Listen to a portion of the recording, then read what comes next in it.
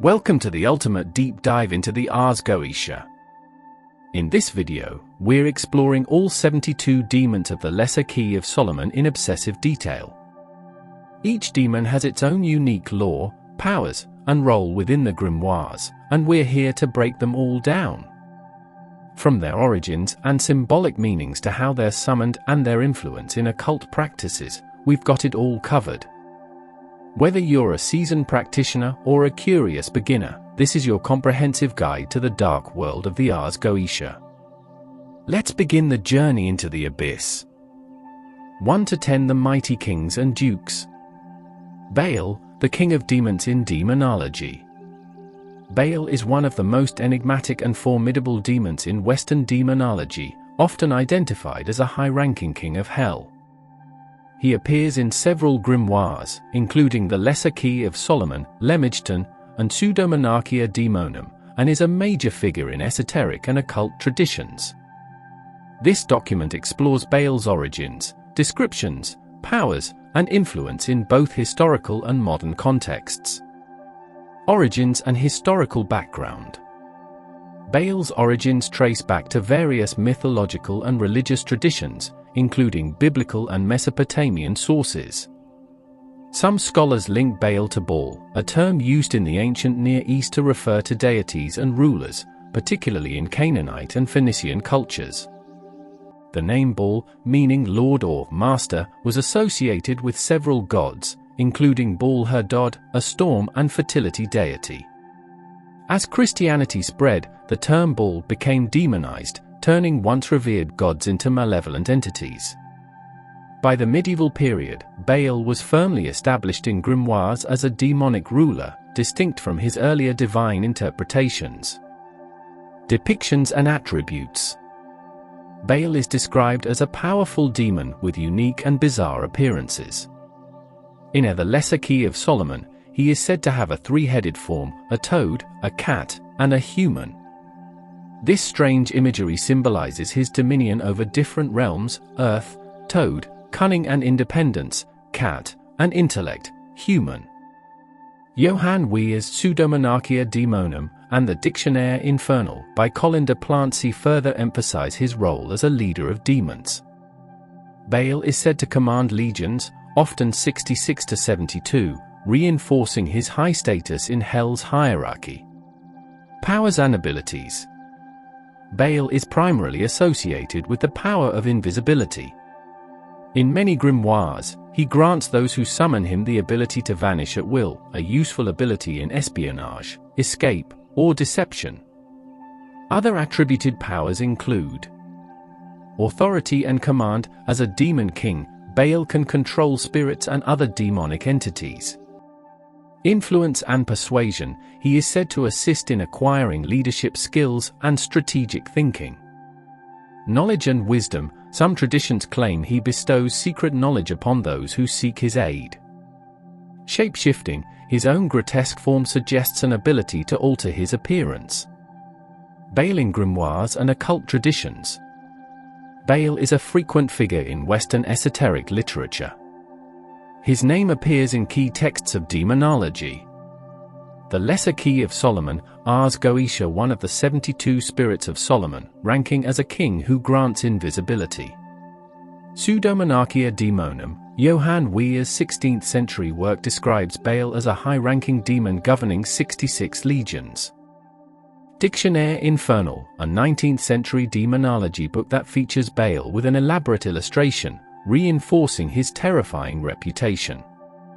Grimorium Verum, another grimoire mentioning Baal in relation to magical practices. Symbolism and interpretation. Baal represents power, secrecy, and transformation. His three-headed depiction suggests a multifaceted nature, embodying wisdom, trickery, and authority. The emphasis on invisibility metaphorically aligns with secrecy, deception, and hidden knowledge, aspects often sought in occult traditions.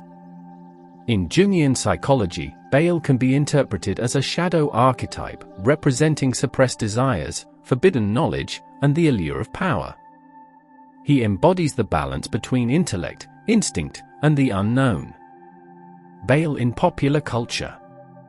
Bale's legacy extends beyond historical demonology into modern literature, films, and games. He appears in fantasy novels, horror movies, and video games as a demon lord or antagonist, often depicted with monstrous features and immense power. His character is frequently adapted in role-playing games like Dungeons & Dragons, horror films and occult-themed media, esoteric and satanic literature where he is invoked in rituals, summoning and rituals. Occultists and practitioners of demonology claim that Bale can be summoned through specific rituals. These typically involve sigils, incantations, and offerings. However, traditional texts warn of his cunning nature, advising summoners to proceed with caution. Bale remains one of the most fascinating figures in demonology. Whether viewed as a mythological being, an archetype, or an occult entity, his presence has left an indelible mark on magical traditions and popular culture. His attributes, power, invisibility, and wisdom continue to captivate those who study the darker aspects of the mystical world. ARS, the Infernal Duke of the East. ARS is a significant figure in demonology, often referenced in grimoires and occult texts. He is classified as a Duke of Hell and is known for his abilities related to language, destruction, and control over earthly forces. ARS holds a notable position among the 72 demons of the ARS Goetia, a section of the Lemegton, or Lesser Key of Solomon, which serves as a major reference for ceremonial magicians and demonologists. Origins and historical references. ARS appears in various demonological texts, most prominently in the ARS Goetia, Pseudomonarchia Daemonum, and Dictionaire Infernal.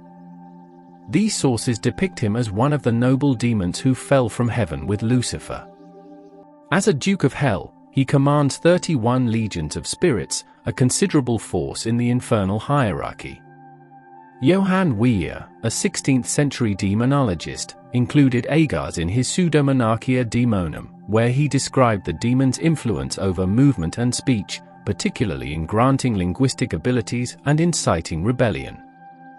In later occult traditions, his characteristics remained largely unchanged, reinforcing his role as a demon of knowledge, destruction, and corruption. Physical depictions and attributes. ARS is traditionally depicted as an elderly man riding a crocodile and carrying a hawk on his fist. These symbolic elements provide insight into his nature and functions.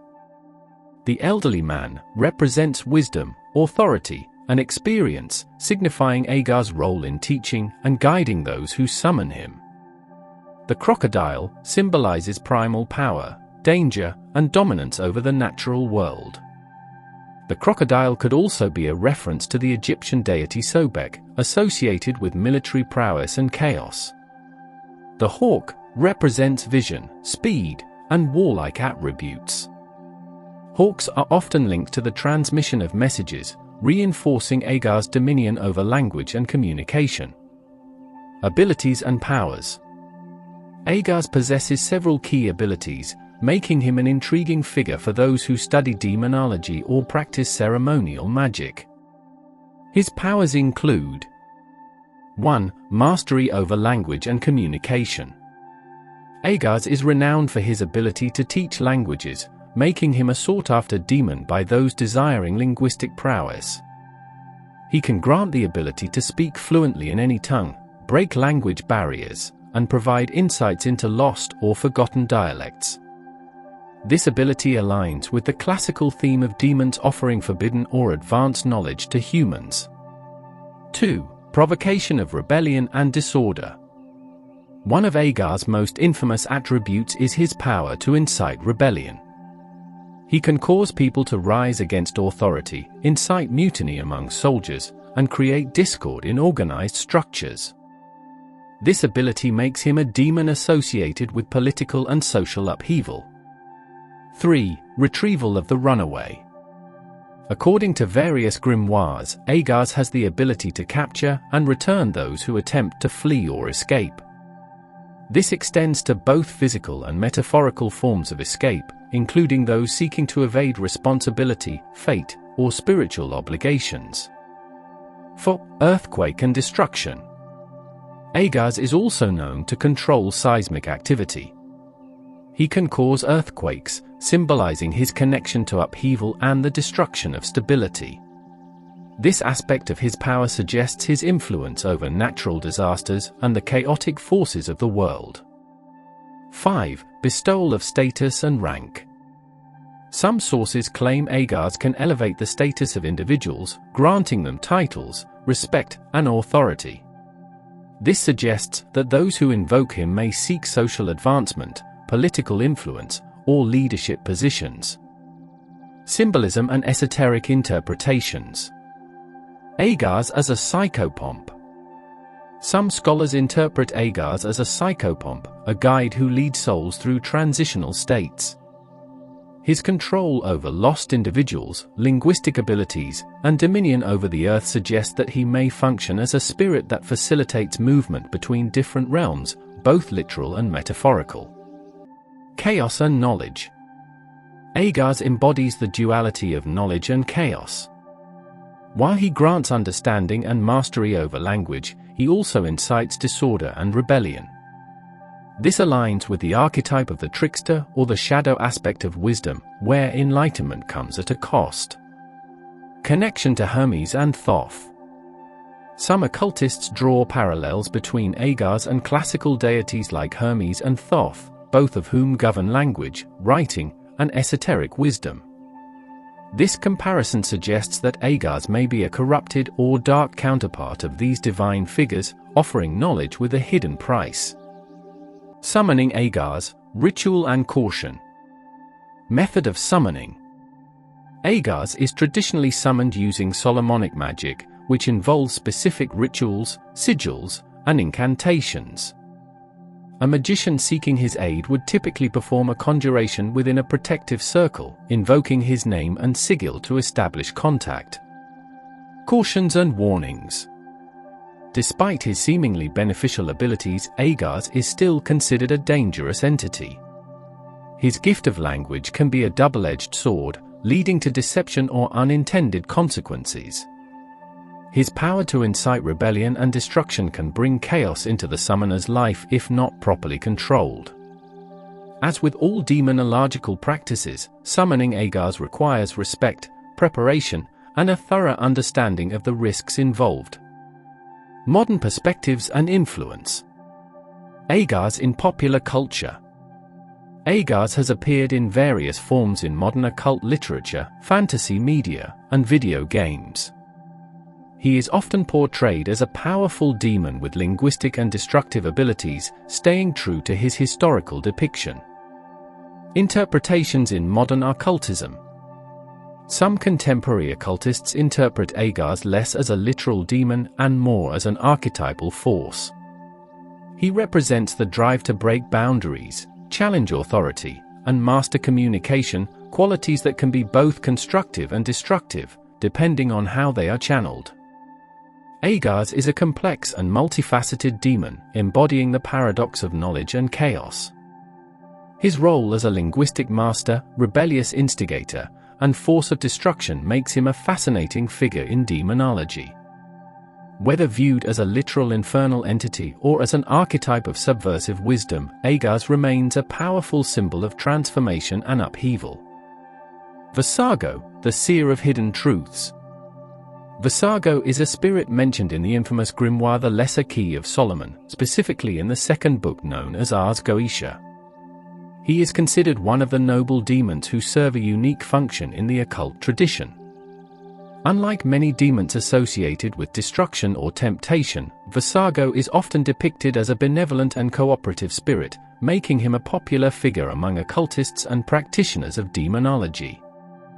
This article explores Vasago's origins, descriptions in grimoires, his role in magic, and his modern interpretations. Origins and historical mentions. The first known reference to Vasago appears in the Lesser Key of Solomon, a 17th-century grimoire that details the hierarchy and functions of 72 demons summoned by King Solomon.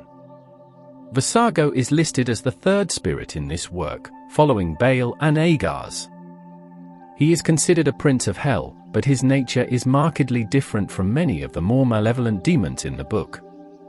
Unlike many demons that appear in multiple grimoires under different names, Visago's identity remains fairly consistent across sources. Some scholars speculate that he may be an alternate aspect of ARS due to similarities in their roles. However, most occultists regard him as a distinct entity. Description and attributes. Visago is classified as a good-natured demon, a rare distinction in demonology. His main ability is divination, meaning he reveals hidden truths, finds lost objects, and foresees the future. In the Lesser Key of Solomon, Visago is described as a prince of hell with powers to tell past and future events, a spirit who can uncover lost or hidden things, a demon with a kind and gentle nature which makes him safer to work with than others. One of the key aspects that makes Visago unique is his lack of hostility toward humans. Many demons in the ARS Goetia are deceitful, violent, or demand extreme sacrifices. However, Visago is often regarded as helpful, acting more as a guide or informant rather than a corrupter of souls. In other grimoires, Visago is not widely mentioned outside of the Lesser Key of Solomon, but some practitioners of the occult associate him with the Grimoire of Honorius, where similar spirits of divination appear. Johann Weir's Pseudomonarchia Daemonum, although he is absent from this specific list. Modern occultist interpretations, where he is seen as a spirit connected to clairvoyance and prophecy. Abilities and powers. Visago's main abilities revolve around divination and uncovering hidden knowledge. This makes him distinct from other demons, who often focus on destruction, seduction, or control. 1. Revealing the future. Visago is primarily invoked by practitioners seeking insights into future events. He is believed to provide accurate and truthful predictions, though some claim that his visions are symbolic rather than direct. 2. Locating lost objects and people. Another notable ability of Visago is his power to find lost things. This could be a physical object, a missing person, or even a forgotten truth. Occultists who work with him often report finding items they had misplaced or receiving intuitive guidance about unresolved mysteries. 3. Unveiling secrets. Visago is also known to reveal hidden knowledge, particularly in spiritual or esoteric matters. Many practitioners use his guidance to uncover occult secrets, understand mystical symbols, or decode cryptic texts. 4. Spirit communication. Some occultists believe Visago can act as an intermediary between the living and the dead. This makes him a potential figure in necromantic practices, though he is not traditionally classified as a necromancer. Visago's personality and nature. Visago's reputation as a benevolent demon is unusual in demonology. While most demons in the ARS Goetia are either hostile or unpredictable, Visago is described as kind, helpful, and honest. This makes him one of the few spirits that even cautious practitioners feel comfortable summoning. Is Visago truly benevolent? There is some debate about whether Visago is truly good-natured or if his benevolence is a deception.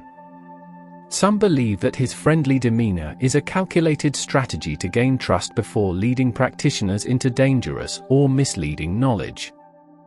However, most reports suggest that Visago is relatively safe to work with, provided the practitioner approaches him with respect and clear intentions. How to summon Visago? Since Visago is a demon from the ARS Goetia, his summoning follows traditional Solomonic ritual practices. However, it is important to emphasize that summoning demons is not without risk, and should only be attempted by experienced practitioners. Ritual preparation.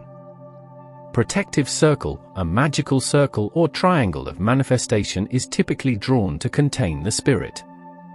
Invocation chant, the practitioner recites a specific conjuration to call upon Visago. offering and respect. Some occultists offer items such as incense, candles, or sacred symbols to encourage his presence. Potential risks. Even though Vasago is described as good-natured, he is still a demon, which means he may provide misleading answers if disrespected. He requires proper banishing rituals after summoning. Working with him should be done cautiously and with clear intent. Modern interpretations of Vasago. In modern occult circles, Vasago has gained a following among those interested in divination, spiritual guidance, and shadow work.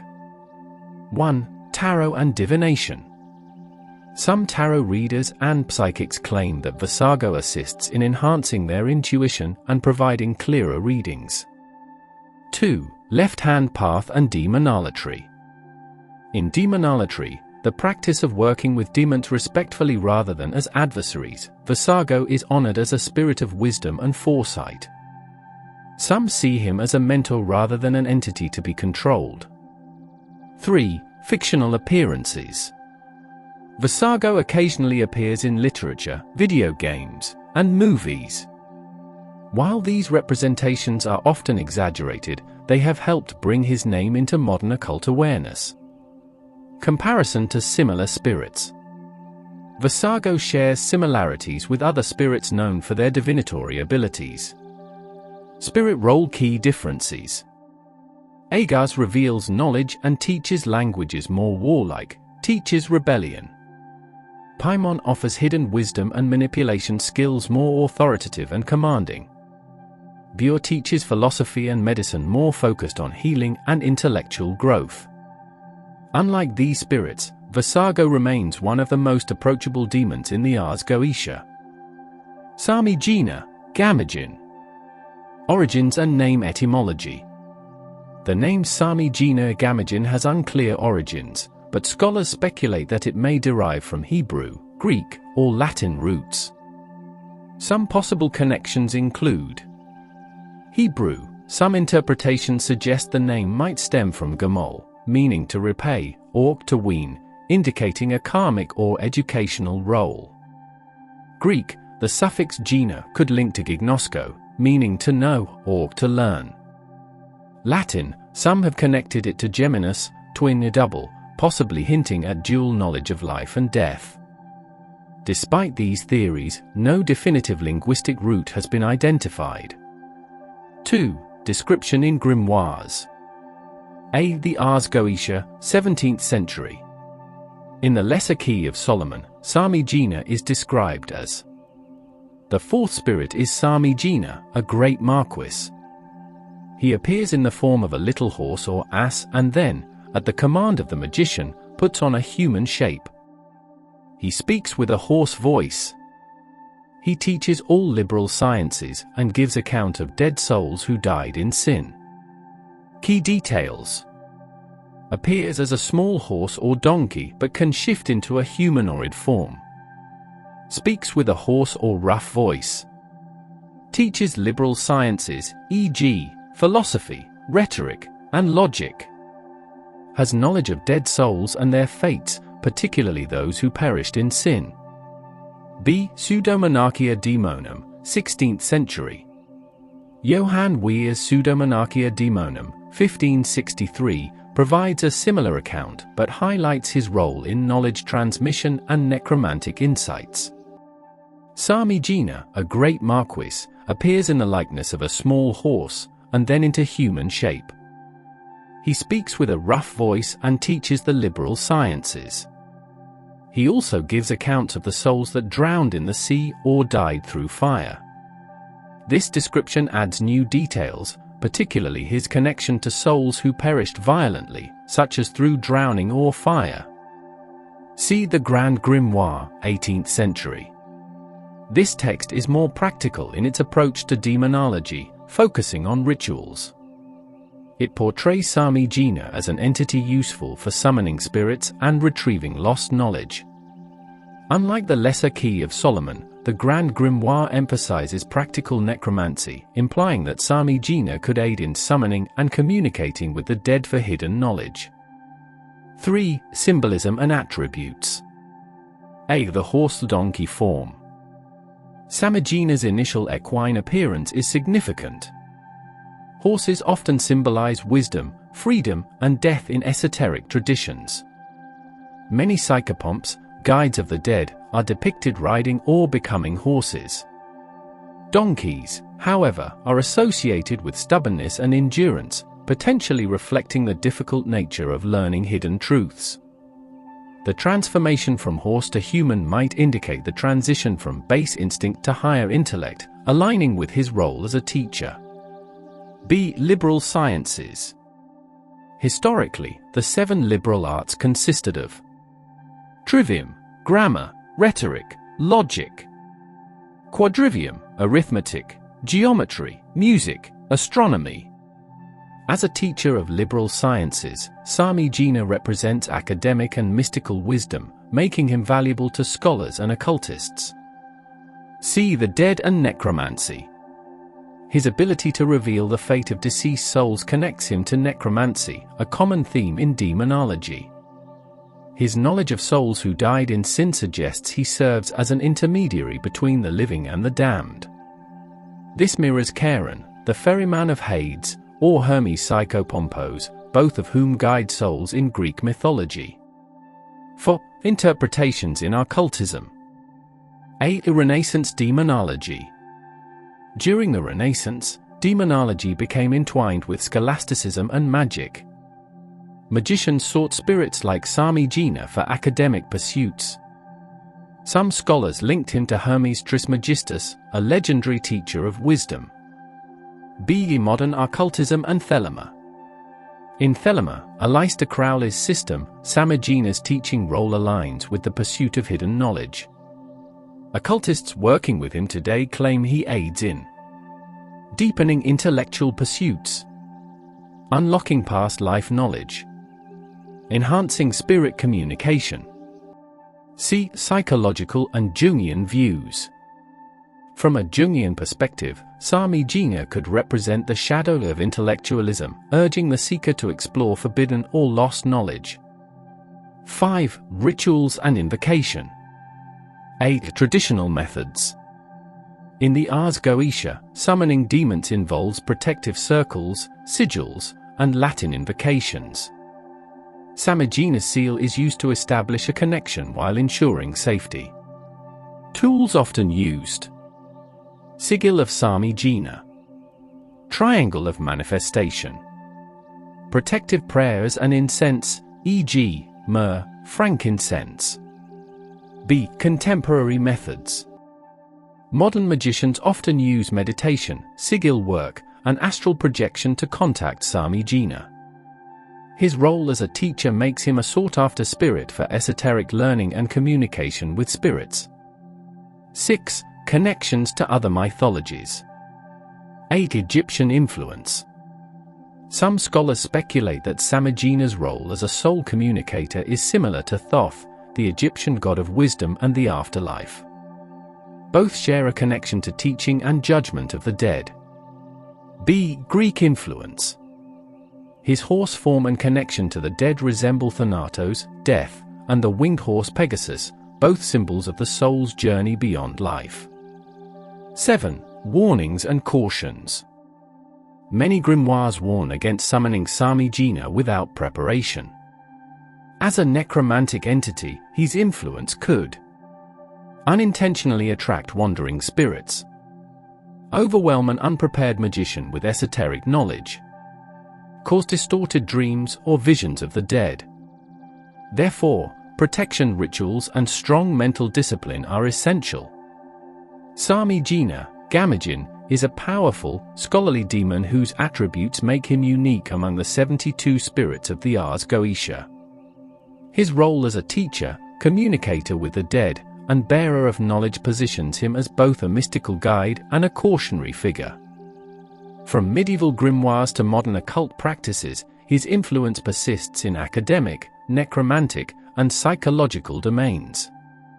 Whether seen as a spiritual mentor, a Jungian archetype, or a mere legend, Samigina remains an enduring symbol of wisdom and the unknown. Marbas. Marbas, also known as Barbas, is a prominent figure in demonology, particularly within grimoires like the Ars Goetia of the Lesser Key of Solomon. As one of the 72 demons of King Solomon, Marbas holds a significant place in Western occult traditions. This demon is often associated with knowledge, transformation, and healing, making him one of the more paradoxical spirits in demonology. Name and origins. The name Marbas likely derives from the Latin word barbarus, meaning barbarian or stranger. This name could imply that Marbas represents hidden or foreign knowledge, something obscure or mysterious. Another possible origin is the Greek word barbotos, meaning bearded, which aligns with the demon's frequent depiction as an old man. Marbas first appears in medieval grimoires, particularly Ars Goetia, the Lesser Key of Solomon, Pseudomonarchia Daemonum by Johann Weyer, Dictionnaire Infernal by Colin de Plancy. These texts describe him as a powerful president of hell, commanding 36 legions of demons. Appearance. Marbas is typically depicted in two primary forms. A great lion, his most common appearance, often surrounded by flames or exuding an aura of power. A bearded man, when conjured by a summoner, he can appear as a wise-looking man, representing his knowledge and wisdom. The dual forms symbolize his dual nature, raw power versus hidden wisdom. The lion represents strength, while the old man signifies ancient knowledge. Rank and powers. Marbas holds the rank of president in hell, which places him among the higher-ranking demons. In demonology, presidents typically govern over knowledge, science, and art rather than pure destruction. His powers include revealing hidden knowledge. Marbas is said to answer truthfully about secret things, including the nature of the universe, human minds, or future events. Healing and disease. One of his most paradoxical traits is his ability to both heal and cause illness. This duality suggests he embodies the balance of life and death. Shape-shifting. He can transform into various forms, especially animals, which aligns him with the trickster archetype in folklore. Mechanical arts. Like many demons in the Ars Goetia, Marbas is said to grant knowledge of mechanics, engineering, and craftsmanship. Symbolism and meaning. Marbas represents the dangerous boundary between knowledge and power. His dual role as both a healer and bringer of disease echoes the ancient concept of chthonic gods, deities who control both life and death. In modern occult practice, Marbas is often invoked for discovering hidden truths, healing illnesses, both physical and spiritual, enhancing intelligence, curses or hexes, as the demon can also inflict illness. This paradox makes him a complex figure. He is neither wholly good nor entirely evil, he simply offers what is asked of him. Invocation and rituals. Calling upon Marbas requires caution, as with any demon. Traditional grimoires advise summoners to use protective circles and sacred names when invoking him. A common invocation method includes preparing a clean space with black and white candles to represent his dual nature, drawing his sigil on parchment, chanting his name alongside the Enochian keys or specific passages from the Ars Goetia, offering blood, wine, or incense as a tribute. One of his most popular sigils looks like an angular, geometric design resembling an inverted triangle with sharp lines, representing hidden knowledge buried beneath the surface. Marbas in modern occultism. In modern occult traditions, Marbas continues to attract those seeking forbidden knowledge. His connection to healing has led some practitioners to view him as a spirit of transformation rather than a purely malevolent force. Certain left-hand path traditions reframe him as a demon of gnosis, helping practitioners uncover hidden truths about themselves or the universe. Comparisons with other demons. Marbas shares similarities with several other demons. Demon power symbolism. Biohealing. philosophy benevolent knowledge. Paimon hidden knowledge wisdom and authority. Ronov languages, rhetoric intellectual mastery. Baphomet dual nature balance of life and death. Psychological interpretation. From a psychological perspective, Marbas could represent the darker aspects of the human mind, the desire for forbidden knowledge or self-destruction. His power to heal or harm mirrors how knowledge can either enlighten or corrupt. In Jungian terms, Marbas might be an archetype of the shadow self, the part of the psyche that holds both hidden wisdom and self-destructive impulses. Marbas in popular culture. Although not as famous as demons like Lucifer or Baphomet, Marbas has appeared in video games, Shin Megami Tensei. Literature, The Lesser Key of Solomon. Occult music and art. He remains a favorite among practitioners of chaos magic and left-hand path traditions. Thoughts. Marbas is one of the most paradoxical figures in demonology, both a healer and destroyer, a teacher and deceiver.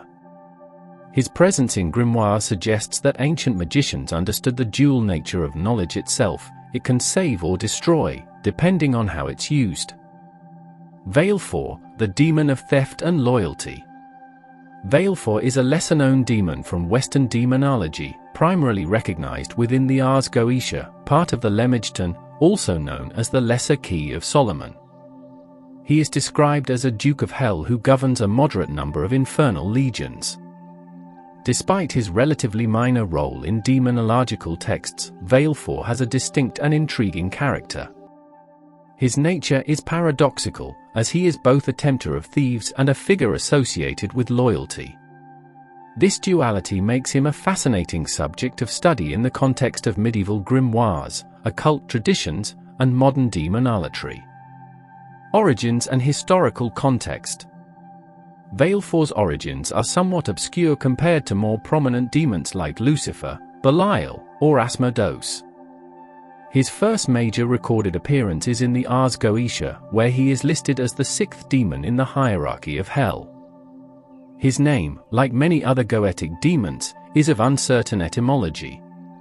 Some scholars suggest that his name might derive from Latin or Hebrew roots, but no definitive linguistic origin has been established. The ARS Goetia describes Valefor as a Duke of Hell commanding 10 legions of spirits. His role in demonology is unique in that he is primarily a tempter, luring individuals into theft and deception. However, paradoxically, he is also said to be loyal to those who align themselves with him, making him a double-edged entity. Appearance and symbolism. Valefor is often depicted as a hybrid creature, combining elements of a lion and a donkey. This chimeric form is symbolic in multiple ways. The lion represents strength, dominance, and kingship, traits commonly associated with demon lords. The donkey, on the other hand, signifies stubbornness, endurance, and servitude. The juxtaposition of these two animals highlights Valefor's dual nature, tempting his followers into dishonest acts while also maintaining a strange sense of fidelity to them. Artists and occultists who have illustrated Valefor often portray him with the body of a lion and the head of a donkey, though some variations exist. The choice of these animals may also indicate his ability to move between two extremes, nobility and deceit, wisdom and folly, loyalty and betrayal. Role in demonology. Valefor's primary function in demonology is as a spirit of temptation. He is believed to encourage individuals to steal, whether for survival, greed, or rebellion against authority. This attribute has made him an infamous figure among those who study the darker aspects of occult philosophy. However, his role is not purely malevolent. Some sources suggest that Valefor tests the moral fortitude of individuals. By presenting opportunities for theft or deception, he forces people to confront their ethical boundaries. In this way, he functions similarly to other tempter demons, such as Mephistopheles from Faustian lore, who challenge humans to make significant moral decisions. Interestingly, Valefor is also known for his loyalty to those who form pacts with him. Unlike many demons who are notorious for betraying their summoners or twisting agreements to their advantage, Valefor is said to remain steadfast. This attribute makes him a paradoxical figure, both a corrupter and a trusted ally, depending on one's perspective. Associations and attributes. Valefor is commonly associated with the following elements. Rank, Duke of Hell. Number of legions, 10. Primary influence, temptation to theft and deceit. Secondary influence, loyalty to those who work with him. Appearance, a lion with the head of a donkey. Planetary correspondence, Mercury, due to his connection with cunning and trickery. Elemental correspondence, air, often linked with intellect, deception, and movement. Metal correspondence, Quicksilver, Mercury. Days of influence, Wednesday, linked to Mercury. Colors, yellow and gray, associated with wisdom and deception. Tarot association, the Seven of Swords, which represents cunning, strategy, and deception.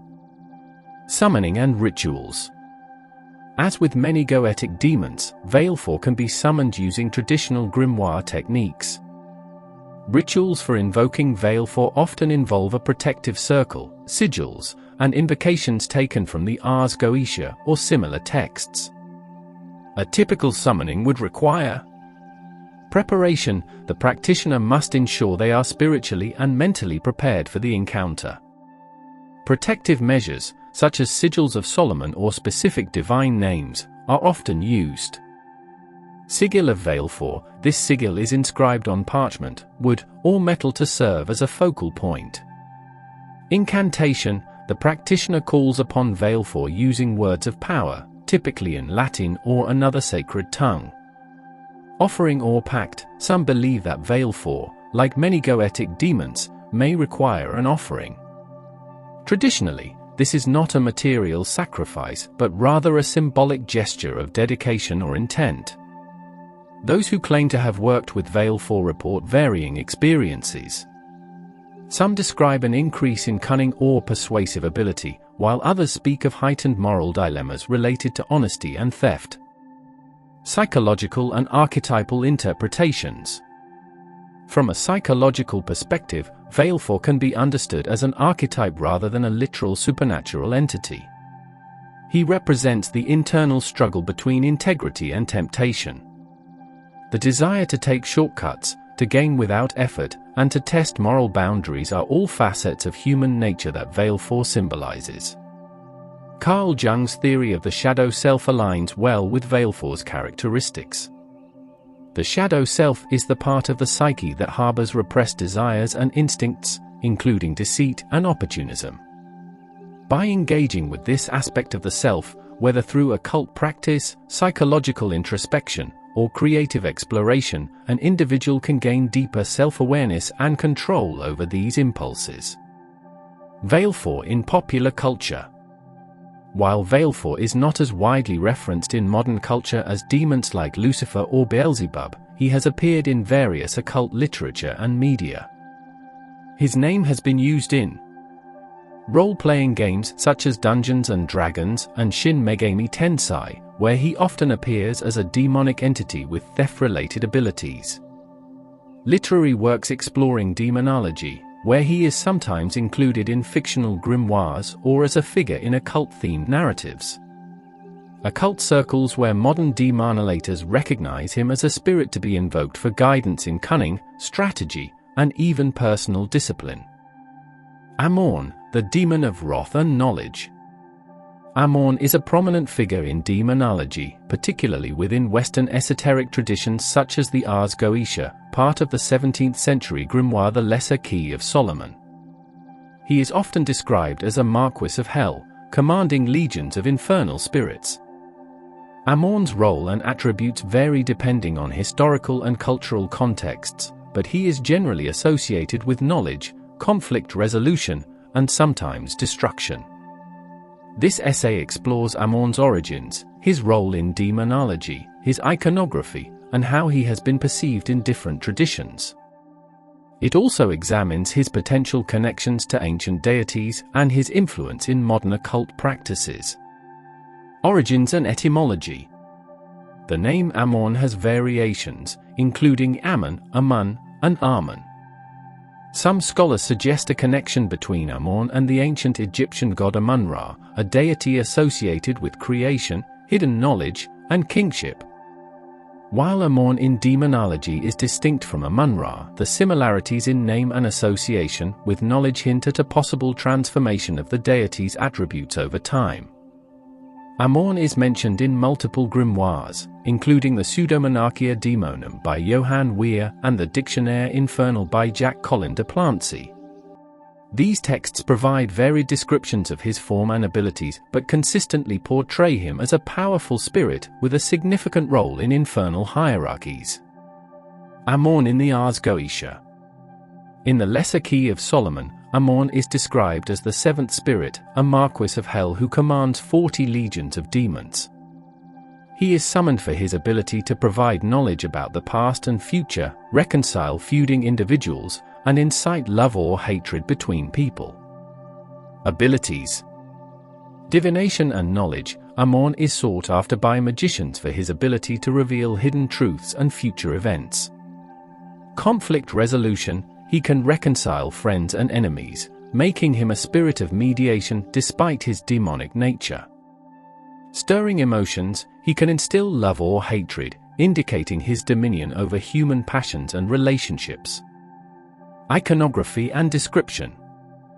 Amon's physical appearance varies across texts, but he is commonly described as having a dual aspect.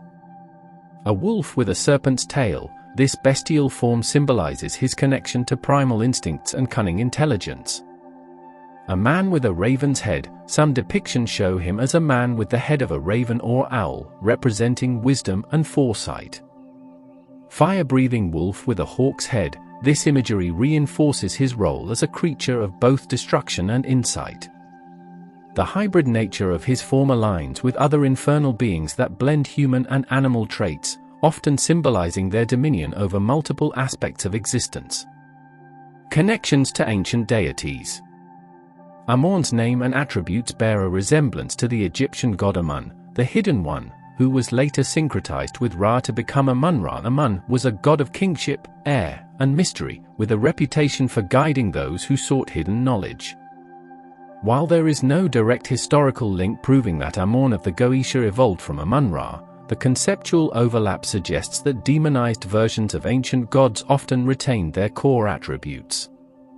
This transformation could have occurred during the Christianization of older polytheistic beliefs, where former deities were cast as demons. Role in modern occult practices. Modern practitioners of the occult, particularly those involved in demonolatry, sometimes invoke Amon for assistance in resolving disputes, gaining insight into future events, or influencing emotions. Unlike the purely adversarial view of demons in mainstream religious doctrine, some esoteric traditions view Amon as a neutral or even beneficial entity, depending on how he is approached. Amon is a fascinating figure in demonology, embodying both destructive and constructive forces. As a marquis of hell, he holds knowledge, power over emotions, and the ability to mediate conflicts, making him a multifaceted entity in Western esotericism. Whether viewed as a fallen deity, a powerful demon, or a psychological archetype, Amon continues to intrigue occultists and scholars alike. His complex nature, both as a spirit of wrath and reconciliation, demonstrates the duality inherent in many demonological figures. By examining his historical roots and role in contemporary practices, we gain insight into the ways ancient beliefs continue to shape modern spiritual traditions. Barbatos, the mystical Duke of Hell. Barbatos is a prominent figure in demonology, often depicted as a great Duke of Hell who commands legions of demons and possesses the ability to bestow supernatural gifts upon his summoners. His origins trace back to medieval grimoires, where he is frequently associated with hidden knowledge, divination, and communion with spirits. This article will explore Barbatos' historical roots, descriptions in various texts, symbolic attributes, and his role in modern occult practices. Historical origins. Barbotos first appears in the 16th century grimoire Ars Goetia, part of the Lesser Key of Solomon. His name may derive from the Latin word barba, meaning beard, suggesting wisdom and age. He is also mentioned in the Dictionnaire Infernal by Colin de Plancy and other Renaissance-era grimoires that catalogue demons and their powers. Barbotos is described as one of the few demons who existed in the heavenly hierarchy before the fall of Lucifer. Unlike many infernal spirits, he is depicted as relatively noble, preferring mediation over conflict. His abilities focus on revealing hidden treasures, granting knowledge of past and future events, and facilitating communication with animals and spirits. Description and attributes. In Ars Goetia, Barbotos is listed as the 8th demon, ranking as a Duke of Hell with command over 30 legions of demons. He is said to appear in a forest, accompanied by 4 noble kings and their retinues. His manifestation is often associated with the sound of music or singing birds, symbolizing his deep connection with nature. His visual depictions vary, but common representations include a bearded man dressed in noble attire, indicating wisdom. A hunter or a traveler, emphasizing his association with wilderness. Accompanied by birds or animals, reinforcing his link to nature and communication with creatures. Sometimes depicted with a bow, possibly referencing the Sagittarius zodiac sign, which aligns with his themes of knowledge and guidance. Powers and abilities. Barbotos possesses numerous mystical abilities, making him a sought-after figure in magical practices. His primary powers include revealing hidden knowledge. He can unveil secret truths, including concealed treasures and lost artifacts. Divination and clairvoyance. He grants insights into past, present, and future events. Animal communication. Barbotos can bestow the power to understand and converse with animals. Mediation and reconciliation. He is known to ease conflicts and mend broken relationships. Influence over spirits. He can summon and control spirits of the dead, facilitating necromantic practices. Role in occult texts. Barbotos is frequently mentioned in grimoires that detail demonology and spirit summoning.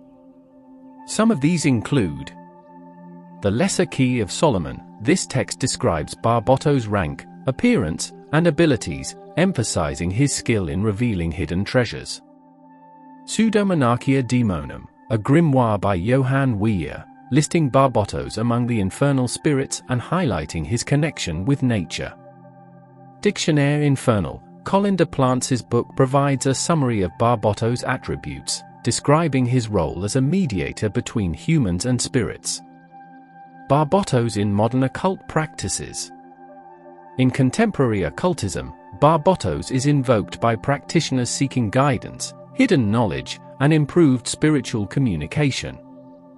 His nature-aligned attributes make him a popular figure in Wiccan and neo-pagan traditions, especially among those who work with animal spirits or nature magic.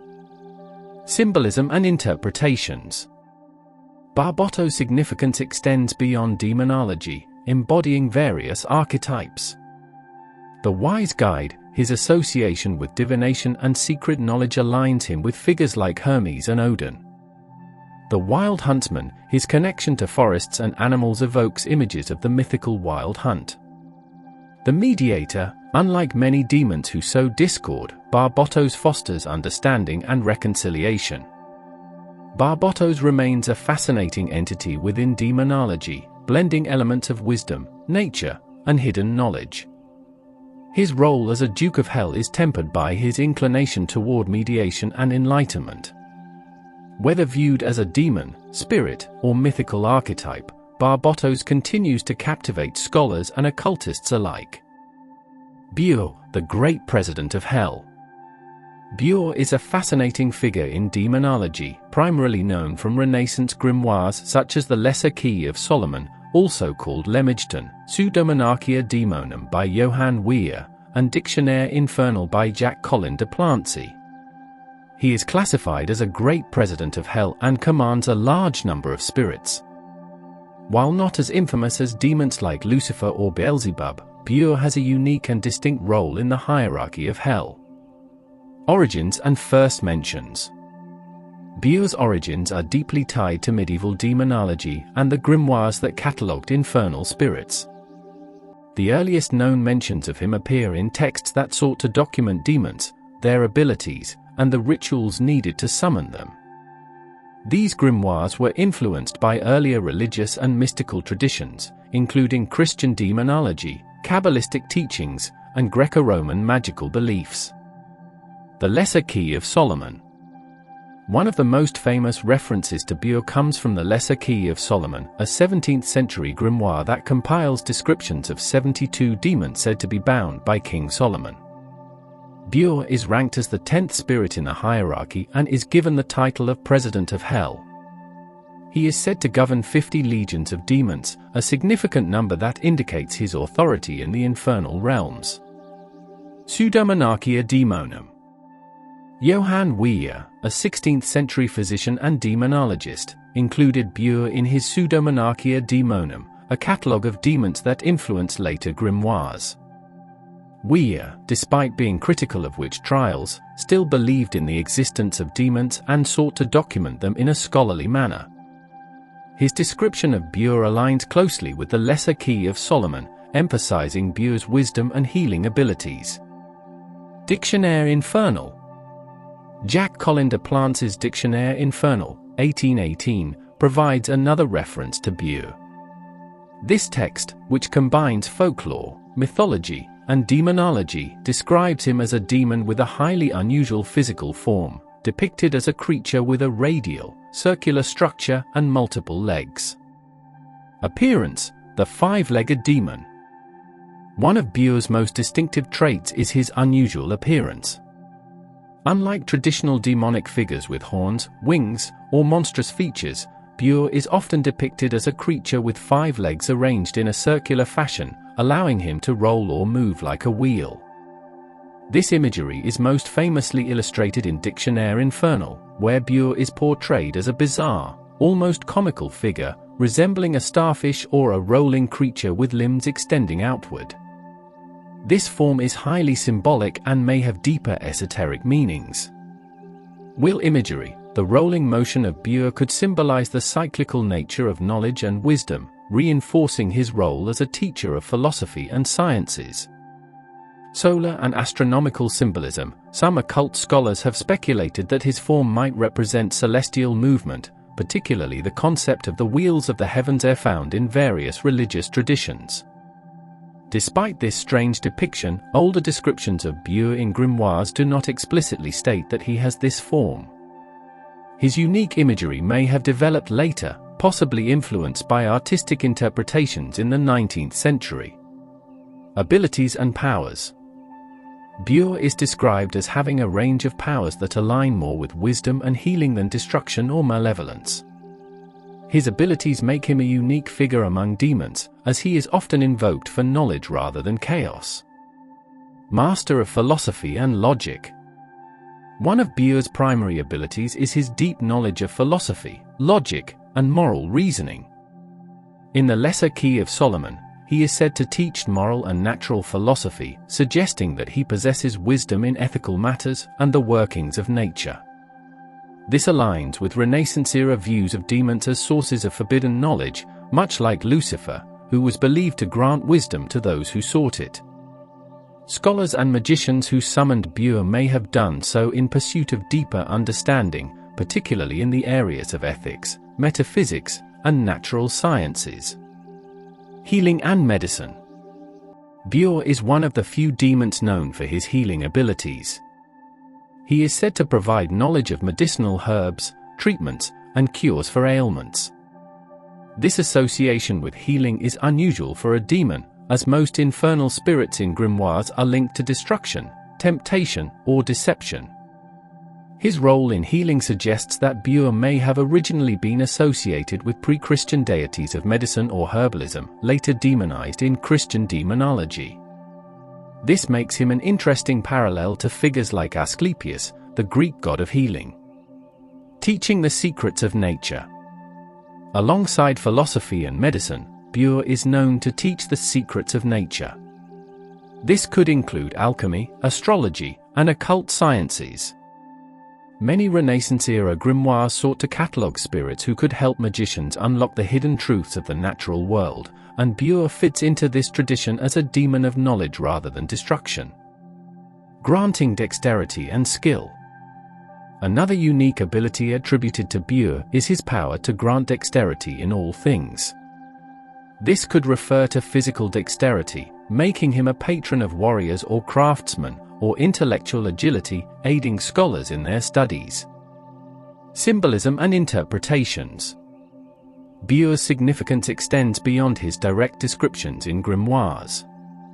His symbolism reflects broader themes in demonology, philosophy, and the occult.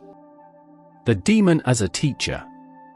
Many demons in Renaissance grimoires were believed to possess knowledge that humans could obtain through summoning rituals. Bure's role as a teacher of philosophy and medicine aligns him with this tradition. However, his focus on moral philosophy suggests that he might not be wholly malevolent. Instead, he represents the pursuit of knowledge that exists outside traditional religious teachings. The dual nature of demonic knowledge. In many mystical traditions, knowledge obtained through supernatural means is considered dangerous but also highly valuable. Bure embodies this duality. He can grant wisdom and healing, but his association with hell suggests that such knowledge comes at a cost. This reflects a broader theme in esoteric traditions where forbidden wisdom must be approached with caution. Comparison to other spirits. Bure's abilities place him alongside other demons and spirits who serve as teachers. For example, Lucifer, often seen as a bringer of knowledge, particularly in Gnostic traditions. Asmodeus, associated with mathematics and craftsmanship. Orobas, a demon who provides truthful answers and guidance. While some of these figures are more deceptive, Bure's focus on moral philosophy and healing suggests a more neutral or even beneficial role. Summoning Bure, rituals and risks. Bure is traditionally summoned through Solomonic magic, which involves specific ritualistic procedures designed to control and command spirits.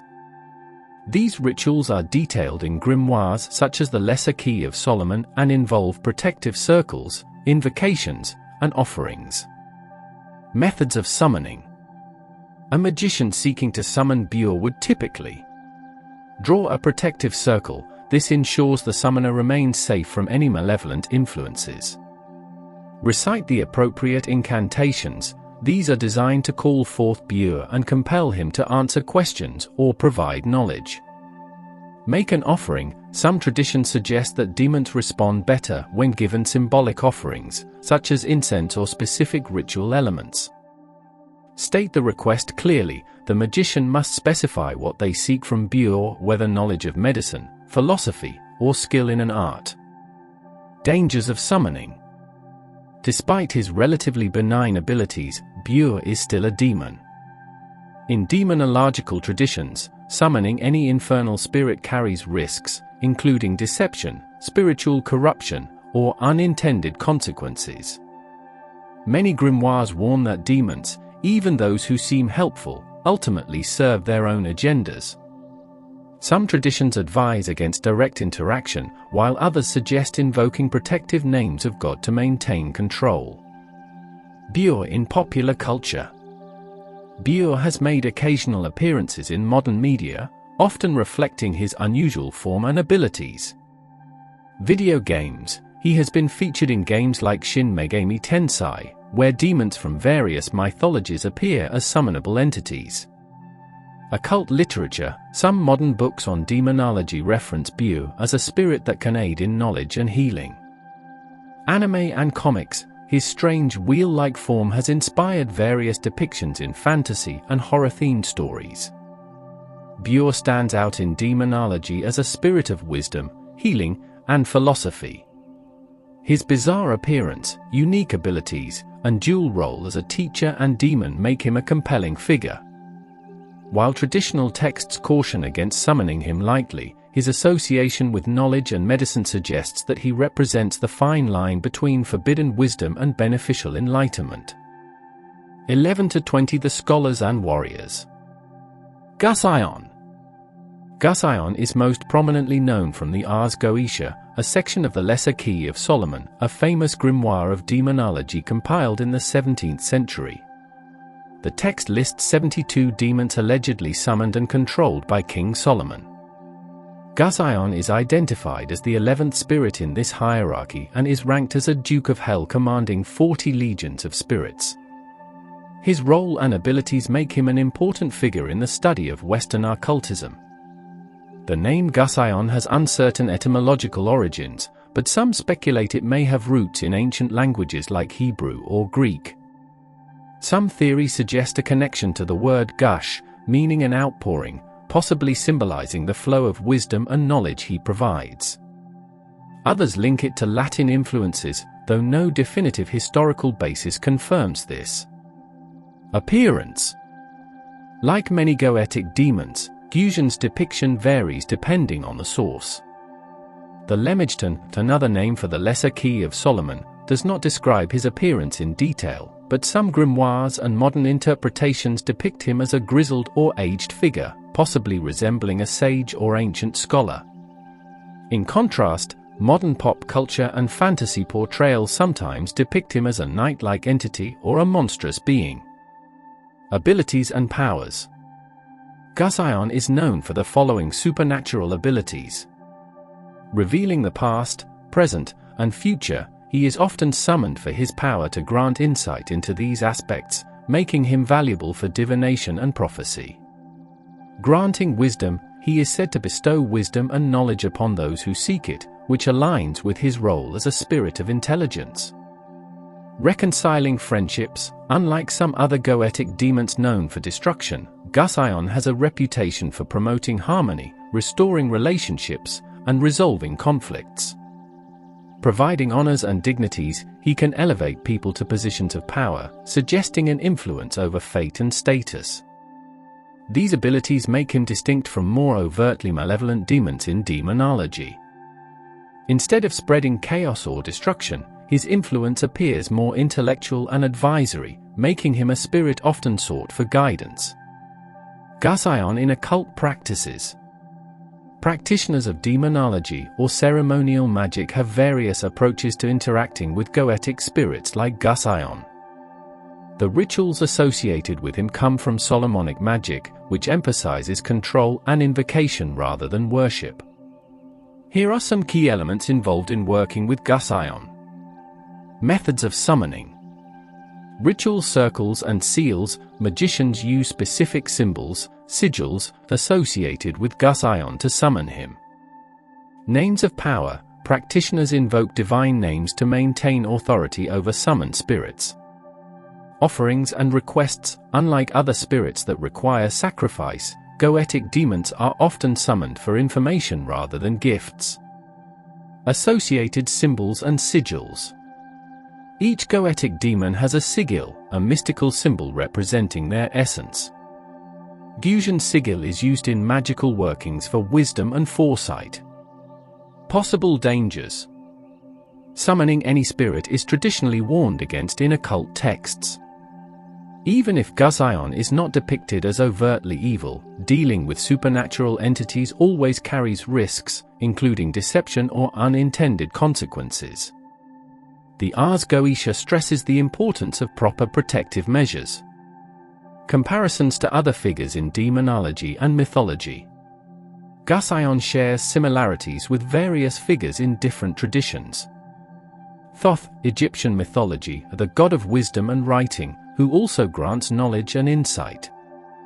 Hermes, Greek mythology, a messenger god known for his intellect and ability to convey divine knowledge. Raziel, Jewish mysticism, an angel associated with secret knowledge, much like Gusion's ability to reveal truths. Odin, Norse mythology, a god who sacrificed much to gain wisdom, similar to how Goetia bestows knowledge upon those who seek him. These comparisons suggest that Goetia, like many other spirits, might be part of a larger archetype of wisdom bringers, appearing across different cultures in varied forms. Goetia in popular culture. Demonological figures often influence modern fantasy, horror, and gaming. Goetia appears in video games. Mobile Legends, Bang Bang. Goetia is a hero with high-speed attacks and a mystical blade, though this representation is more of an adaptation than a faithful portrayal. Shin Megami Tensei. As in other games of this series, Goetia appears as a summonable demon, retaining aspects of his traditional lore. Literature and anime. Many modern fantasy novels and anime reference Goetic demons, adapting them into magical systems or characters. Occult fiction and conspiracy theories. Some esoteric books and internet conspiracy circles speculate about Goetia's influence in secret societies or mystical traditions. Despite these representations, the historical and magical Goetia is far more nuanced than these fictionalized versions suggest. Psychological and symbolic interpretation. Beyond literal demonology, some scholars and practitioners interpret Goetia symbolically. In this view, he represents the subconscious mind, unlocking hidden truths, revealing suppressed memories, and guiding self-awareness. He embodies wisdom and discernment, acting as a figure that helps people find clarity in complex situations. His role as a reconciler might symbolize the need for balance in relationships and personal conflicts. From a Jungian perspective, Goetia could be seen as an archetype of the wise old man, akin to figures like Merlin or Gandalf, representing guidance, learning, and hidden knowledge. Thoughts: should one invoke Goetia? Goetia, like all Goetic spirits, is neither wholly good nor wholly evil. His role depends on context. Here's a summary of perspectives. From a demonological view, he is a powerful but potentially dangerous spirit. From a psychological lens, he symbolizes wisdom and the search for truth. From a cultural angle, he represents humanity's eternal desire for hidden knowledge. For those exploring the occult, whether studying or practicing, Goetia serves as a fascinating example of a demon that straddles the line between wisdom and the unknown, making him one of the more compelling figures in demonology. Origins and classification of Sitri. Sitri is one of the spirits classified as a prince in the ARS Goetia. As a member of the demonic hierarchy, Sitri holds a position of significant influence among the other spirits. He is often depicted as a demon of lust and seduction. According to the Lesser Key of Solomon, Sitri is tasked with the responsibility of causing individuals to fall into intense desire, particularly sexual desire, and can be called upon for assistance in matters of love and attraction. In terms of his appearance, Sitri is described as appearing in the form of a lion-headed man with the wings of a griffin. His physical traits give him a majestic yet terrifying demeanor, combining both the regal strength of a lion and the mystic symbolism of a griffin, a creature often associated with guardianship, courage, and power. This combination reflects his dual nature. He is both a force of passionate attraction and a destructive power if misused. The name Sitri is often associated with the Hebrew root word sitra, which translates to secret or hidden, signifying that Sitri's magic operates in the realm of the hidden desires of individuals. In this sense, Sitri is not merely a figure of sexual temptation but a figure of influence over the inner, often unspoken aspects of human nature. Sitri's role and powers. Sitri's magical powers and abilities are extensive, especially when it comes to matters of love, lust, and desire. The core of his abilities revolves around the manipulation of emotions, particularly those related to attraction. He is capable of making one person fall in love with another, especially if the feelings of desire are not reciprocated. This power can be viewed as a magical tool for influencing relationships and initiating intense, sometimes uncontrollable emotions. One of the ways in which Sitri is often invoked is to create romantic attraction or sexual attraction between two people. This can be for a variety of reasons, from personal desires to strategic motivations in both romantic and business contexts. In addition to influencing interpersonal relationships, Sitri also has the power to enhance one's own charisma and appeal, making it easier for an individual to win over others, whether in social, professional, or romantic environments. Interestingly, Sitri's abilities are not confined to only physical attraction. As a powerful figure in the world of occult magic, Sitri also has the ability to enhance other personal qualities that might make an individual more desirable, such as confidence, charm, and magnetism. His influence can be used in seduction and persuasion, making him a popular choice for those seeking to gain influence over others. When working with Sitri, practitioners must be cautious, however, as his powers often come with unforeseen consequences, especially if used irresponsibly or with malicious intent. Summoning Sitri, rituals and methods. The act of summoning Sitri, like many other demons, requires careful preparation and ritual. In demonology, summoning rituals are typically performed with a combination of invocations, sacrifices, and offerings. The process is usually carefully outlined in grimoires such as the Lesser Key of Solomon, which includes detailed instructions on how to invoke, control, and communicate with demons. To summon Sitri, a practitioner would typically need to prepare a circle of protection, a spiritual shield that helps protect the practitioner from any potential harm or mischief. This is often done by using sacred symbols, incantations, or even magical sigils associated with Sitri. It's important for the practitioner to remain in a state of mental clarity and focus during the summoning process, as demons like Sitri can exploit weaknesses or distractions to cause harm or confusion. Once the circle is properly prepared and the practitioner is ready, the ritual often involves the recitation of specific invocations. These are powerful words or phrases that call upon Sitri's presence and power, while simultaneously offering an invitation for him to participate in the ritual.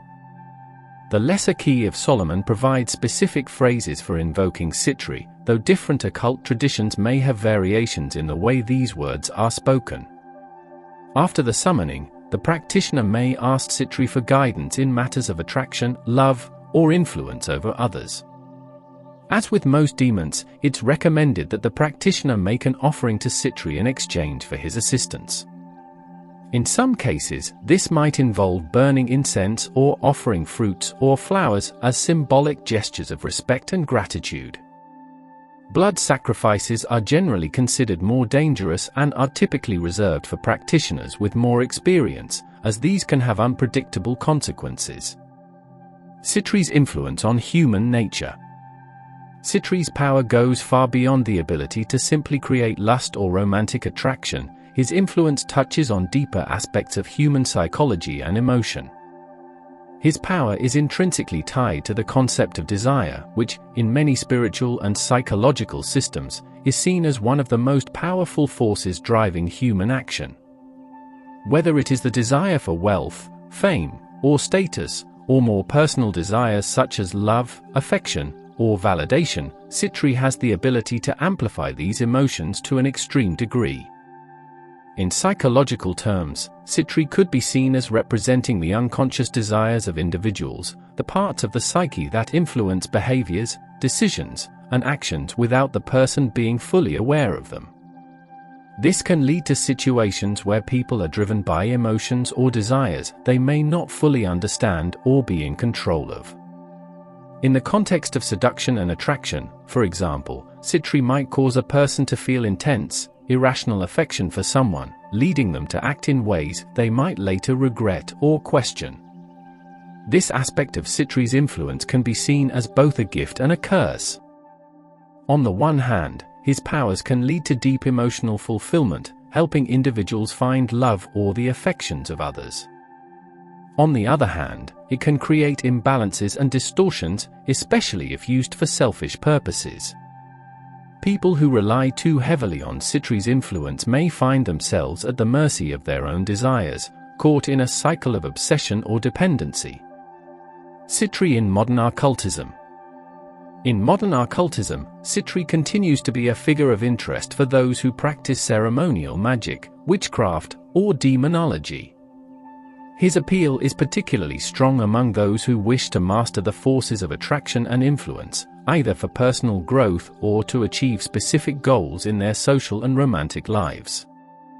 Some practitioners believe that Sitri can be called upon to enhance one's personal magnetism or charm, helping them achieve success in both romantic and business endeavors. Furthermore, in the contemporary understanding of psychic dynamics, Sitri's ability to influence the subconscious mind aligns with the principles of psychic manipulation and mind control that some modern occultists work with. Practitioners may use his influence to shift the perception of others, subtly altering how they are viewed in society or relationships. Despite his powerful nature, Sitri is not typically regarded as a demon who brings harm or destruction in the same way that some of the more violent or chaotic demons in the Goetia do. Instead, his role as a spirit of desire means that his influence is often focused on creating change and transformation, albeit through intense emotional channels. The dual nature of Sitri. Sitri, with his lion-headed appearance and magical power over lust, desire, and attraction, occupies a complex place in both the ancient and modern occult traditions. His abilities to influence and manipulate human emotions, particularly in the realms of love and attraction, make him both a fascinating and dangerous entity. As a prince of the demonic hierarchy, Sitri's role extends far beyond simple seduction. He is a powerful agent of change, transformation, and the revealing of hidden desires. Though Sitri's influence is most often sought in matters of romance and personal magnetism, it's crucial for practitioners to approach him with respect and caution. Whether working with him for personal gain or spiritual insight, it is essential to be aware of the power of desire and its potential to both create and destroy. In this way, Sitri represents a force that is both transformative and destabilizing, requiring wisdom and responsibility to handle effectively. Beleth. Beleth is often described as a terrifying and powerful entity. He is typically portrayed as a king of hell, riding a fierce, fiery steed, and with a countenance so terrifying that those who come into his presence are struck with fear. His appearance, according to the Lesser Key of Solomon, features a very unsettling aspect, with a fiery, dreadful visage that could bring terror to anyone who dares to look upon him. He is said to have the power to make people fall into an uncontrollable fear, especially if they resist his summons. However, while his form is fearsome, Beleth is not necessarily malevolent by nature. Instead, his demeanor and overwhelming presence are meant to assert his authority. Beleth's ability to strike fear into those who encounter him reflects his primary role in demonology. He is a spirit of command, one that requires respect and can be dangerous if not properly handled. His terrifying presence is also a reflection of his strength and authority, as he is capable of influencing the minds and hearts of those who summon him. Hierarchical position and influence. In terms of hierarchy, Beleth is a powerful figure. In the Lesser Key of Solomon, he is said to command 85 legions of demons, a considerable force, reflecting his position of power in the infernal order. This number suggests that Beleth is a major figure within the demonic hierarchy, often considered a king among the demons, or at the very least, a high-ranking officer in Satan's army. Despite his fearsome nature, Beleth is not entirely beyond influence. The ARS Goetia suggests that while he can be summoned and commanded, it is crucial to show him proper respect, as his fiery disposition can be very difficult to control. His power lies not only in his ability to strike fear into people, but also in his strategic abilities as a leader of legions.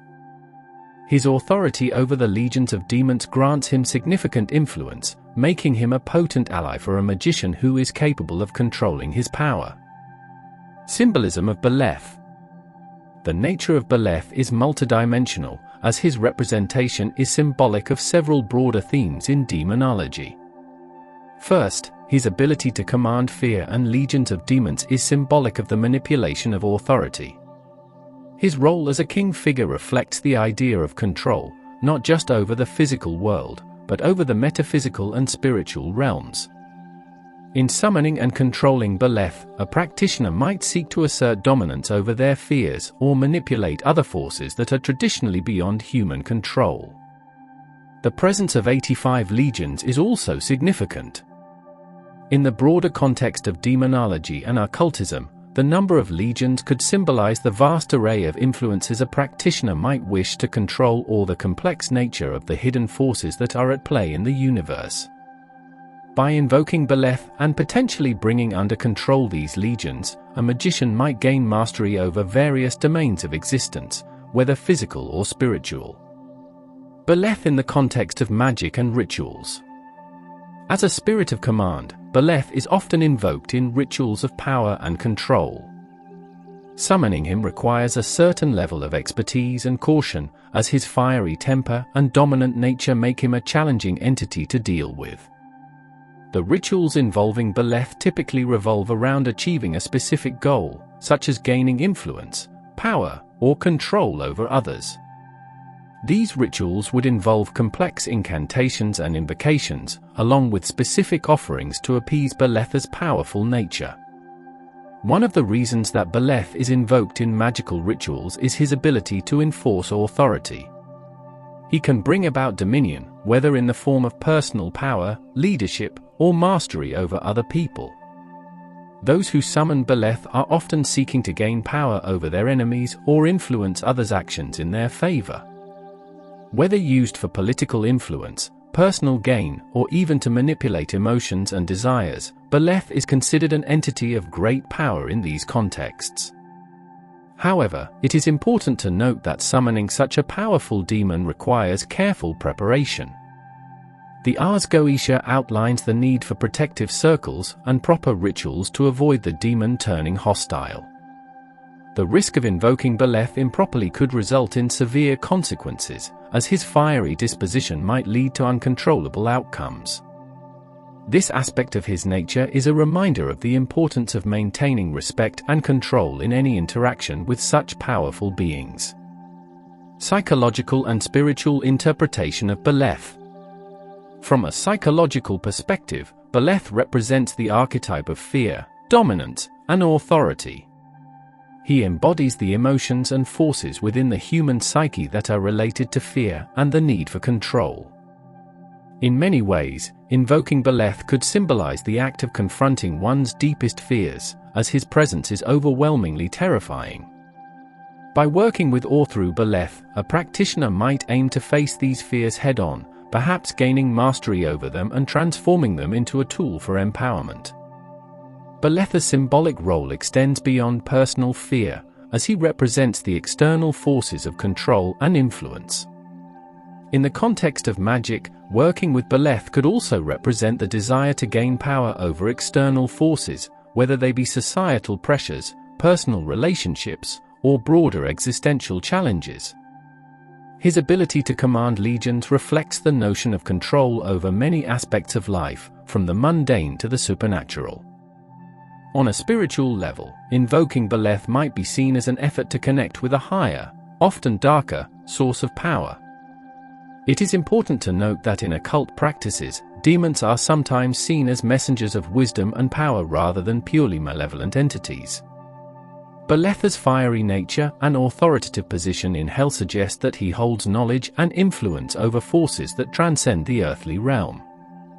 By summoning him, a practitioner might seek to understand deeper, often hidden, truths about the nature of power and control. Beleth in popular culture and occult practice. Beleth's presence in occult literature and grimoires has given him a place in popular culture, especially among those interested in dark magic, demonology, and occult traditions.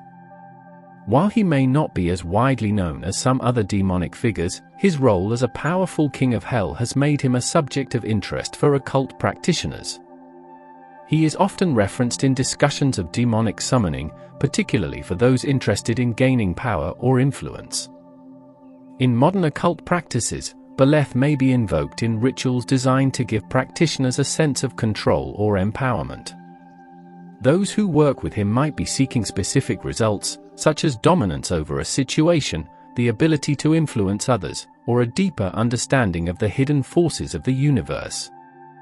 However, like all dealings with powerful entities, working with Beleth requires caution and respect. His reputation for being difficult to control means that only experienced practitioners should attempt to summon him. Beleth is a complex and multifaceted figure in demonology. As a king of hell and a commander of 85 legions, he represents power, control, and authority. His fearsome appearance and overwhelming presence reflect his ability to dominate the spirits he commands and those who summon him. In magical rituals, Beleth is often invoked by those seeking to assert their own power or influence over others.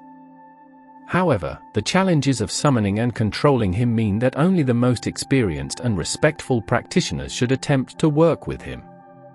Beleth is not simply a figure of terror, but a symbol of mastery over fear, the exercise of authority, and the ability to control vast forces. Whether seen as a psychological archetype or a literal demonic entity, his influence is tied to the themes of power, command, and domination. Those who work with Beleth must approach him with caution and respect, for his power can be as destructive as it is potent. In the broader context of demonology and occultism, Beleth stands as a reminder of the balance of power in the universe, where mastery over fear and authority is often tied to the mastery of the self. Whether invoked in ritual for personal gain or spiritual growth, Beleth remains an important and powerful figure in the world of magic and the occult. Larahe. The name Larahe has been subjected to various interpretations in different historical and theological contexts. Some believe it may derive from a more ancient or regional language, though its roots in the Lesser Key of Solomon have cemented its association with the demonic hierarchy. The demon's name is often written in a variety of forms, such as Larai or Larijah, and this inconsistency reflects the fluid nature of occult texts over time. Larahe's role in the Lesser Key of Solomon places him within a well-documented tradition of invoking and categorizing demons. The Lesser Key of Solomon, or Clavicula Solomonis, is often cited as one of the most influential grimoires, especially in Western occultism. It is attributed to King Solomon and contains detailed instructions for summoning spirits, binding demons, and utilizing their powers for both magical and spiritual purposes. Within this text, demons are ranked, and Larahe is identified as one of the great dukes of hell. This means he is considered to be a high-ranking demon, and his influence is significant in occult lore. Role and attributes in demonology. Larahe is primarily known as a demon of warfare and pestilence. In the Lesser Key of Solomon, he is described as a strong and militant figure who can incite conflicts, spread violence, and cause diseases. His presence is said to lead to the breakdown of peace and the unleashing of chaos, which is why he is often invoked in discussions of destruction and conflict. The archer and warrior, Larahe is depicted as an archer, often shown wielding a bow and arrows. This imagery is highly symbolic, as archers in historical contexts were seen as instruments of long-distance destruction, able to strike without close engagement. In demonology, this representation suggests that Larahe can influence conflict from afar, inciting wars and battles that may not be immediately understood or attributed to his presence. This ability to operate through distant means may symbolize the indirect effects of war and violence, how conflict often grows and escalates through unseen or unacknowledged factors. The archery association also ties into his role as an instigator of discord and aggression. Archers, particularly in medieval times, were considered essential in battles but also were seen as distant and less direct agents of violence compared to sword-wielding soldiers. In this way, Larahe's arrows could be interpreted as bringing strife without physical confrontation, suggesting the emotional, political, and social disruptions that precede or accompany war. Pestilence and disease. Another key attribute of Larahe is his connection to pestilence and disease. In many demonic traditions, disease and illness are considered manifestations of divine or infernal wrath. This makes Larahe a figure of destruction, not only through his role in inciting war, but also through spreading disease that undermines societies. Plague and pestilence have historically been linked with supernatural forces, as societies without a clear understanding of pathogens often attributed outbreaks to curses or the anger of higher powers. The connection to disease makes Larahe a harbinger of suffering, linked to social and physical decay. Larahe's role in this context is to bring turmoil in the form of sickness, weakening populations and societies, and often making them more vulnerable to external threats such as war or invasion. This dual nature of both Archer and Plaguebringer gives him an imposing and terrifying reputation in the occult world. Hierarchical position. In the Lesser Key of Solomon, demons are organized into a strict hierarchy, with varying ranks and degrees of power. Larahe is considered a duke, one of the high-ranking demons who commands numerous other spirits. As a duke, he has authority over many lesser demons and can summon them to his cause. This hierarchical structure suggests that Larahe's power is not only significant in his own right, but is also influential in the larger scheme of demonic forces. His ranking as a Duke of Hell places him in a position of authority, but he is not among the highest, such as those who are referred to as kings or princes of hell. This suggests that while his influence is strong, it may still be somewhat limited compared to the most powerful demons in the infernal hierarchy. Nonetheless, his dual domains over war and disease grant him considerable sway in occult practices that deal with destructive forces. Occult symbolism and interpretation. In occult symbolism, Larahe embodies the dual aspects of war and plague, two forces often seen as harbingers of widespread suffering and societal collapse. His position as an archer suggests the distance between the causes of violence and the actual consequences. Just as an archer shoots arrows from afar, so too does Larahe's influence in warfare and disease strike unseen and far-reaching. This suggests a symbolic resonance with the idea that the roots of conflict and suffering are often hidden from plain view, yet their effects are devastating and widespread. In the context of magic, Larahe is sometimes invoked in rituals that involve invoking chaos or destruction. Practitioners of dark magic may seek to channel his energy to disrupt their enemies, to incite warfare or conflict, or to spread confusion and illness. In these practices, Larahe's symbolic associations with both military strategy and biological decay are seen as tools to achieve specific goals, albeit dangerous ones. His arrows, as a tool of destruction, also have symbolic meaning in occult practices. The arrow can be seen as a symbol of targeting a specific goal or issue with precision, suggesting that practitioners may use Larahe's influence to focus their destructive energies on a single target. This could include harm toward an enemy, a society, or even oneself in the case of self-destructive tendencies. Worship, summoning, and protection. The rituals surrounding Larahe's summoning are typically dark and dangerous, requiring careful preparation and understanding of his symbolic associations. As a demon of destruction, invoking him can bring both power and chaos. Some occult traditions emphasize the importance of protective measures when dealing with such high-ranking spirits, as their influence can be overwhelming and uncontrollable. Larahe is sometimes called upon for destructive purposes, such as in war magic or during times of civil unrest. In these cases, his abilities to cause discord and to influence battle outcomes may be sought by those looking to gain an advantage in conflict. In more sinister rituals, his power over disease may be invoked to bring about pestilence or widespread suffering, though such practices are often associated with dark sorcery or malevolent intentions. While his power is great, summoning Larahe requires caution. Practitioners typically perform complex rituals that include offerings, protective symbols, and invocations to ensure that the demon does not turn against them. Protective circles, pentagrams, and specific prayers are often used to prevent the demon from taking full control or inflicting its destructive power upon the practitioner. Connections to ancient beliefs and mythology. Larahe's role as a demon of war and pestilence can be connected to similar figures in ancient mythology. In many cultures, gods or spirits were believed to wield power over both disease and combat.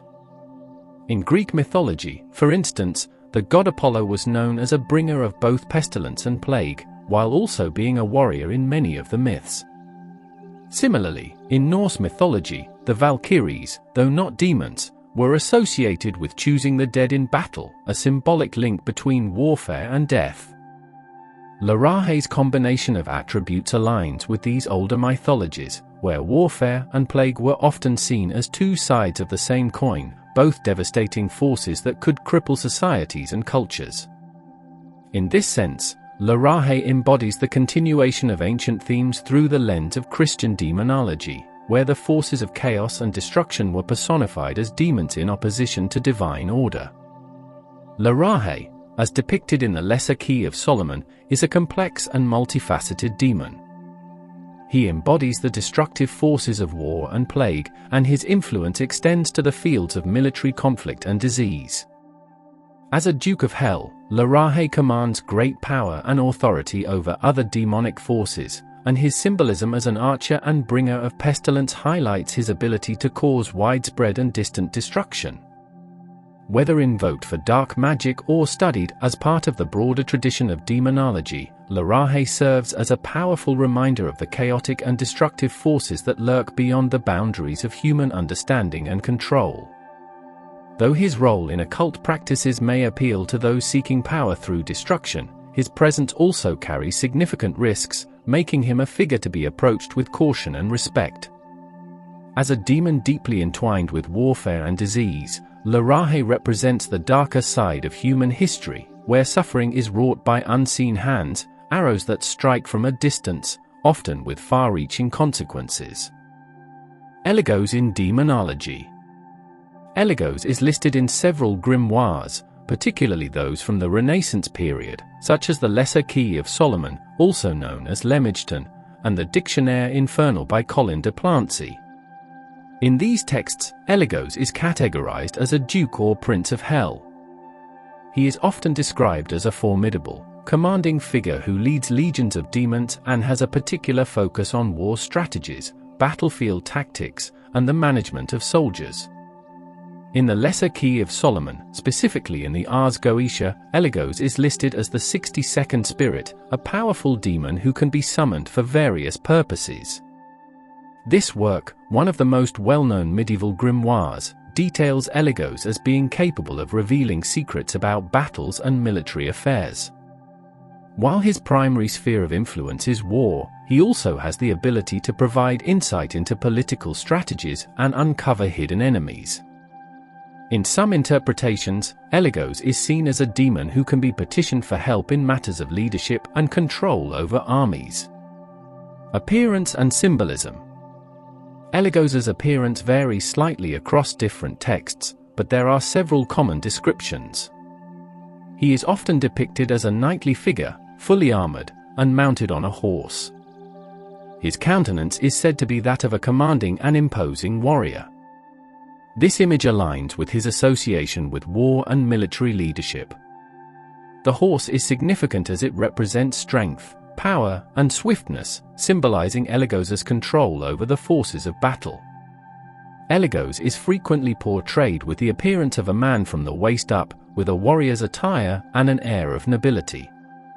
His facial expression is often stern or focused, indicating his resolute nature as a general. Some accounts also describe him as holding a spear, a weapon commonly associated with leaders and warriors of great skill. In other descriptions, he is shown as a knight with a crown, reinforcing his connection to leadership and the military aristocracy. The symbolism of Elegos' image emphasizes the attributes of command, discipline, and strategic thinking. It underscores the demon's association with war, order, and the military mind. Powers and abilities.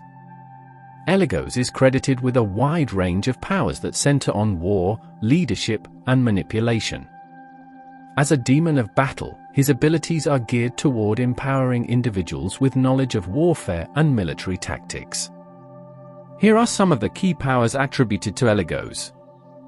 Military strategy and tactics. Elegos is said to possess profound knowledge of military strategy and battlefield tactics. Summoning him could theoretically grant an individual the wisdom to outmaneuver enemies in war, make superior decisions during combat, and manage forces effectively.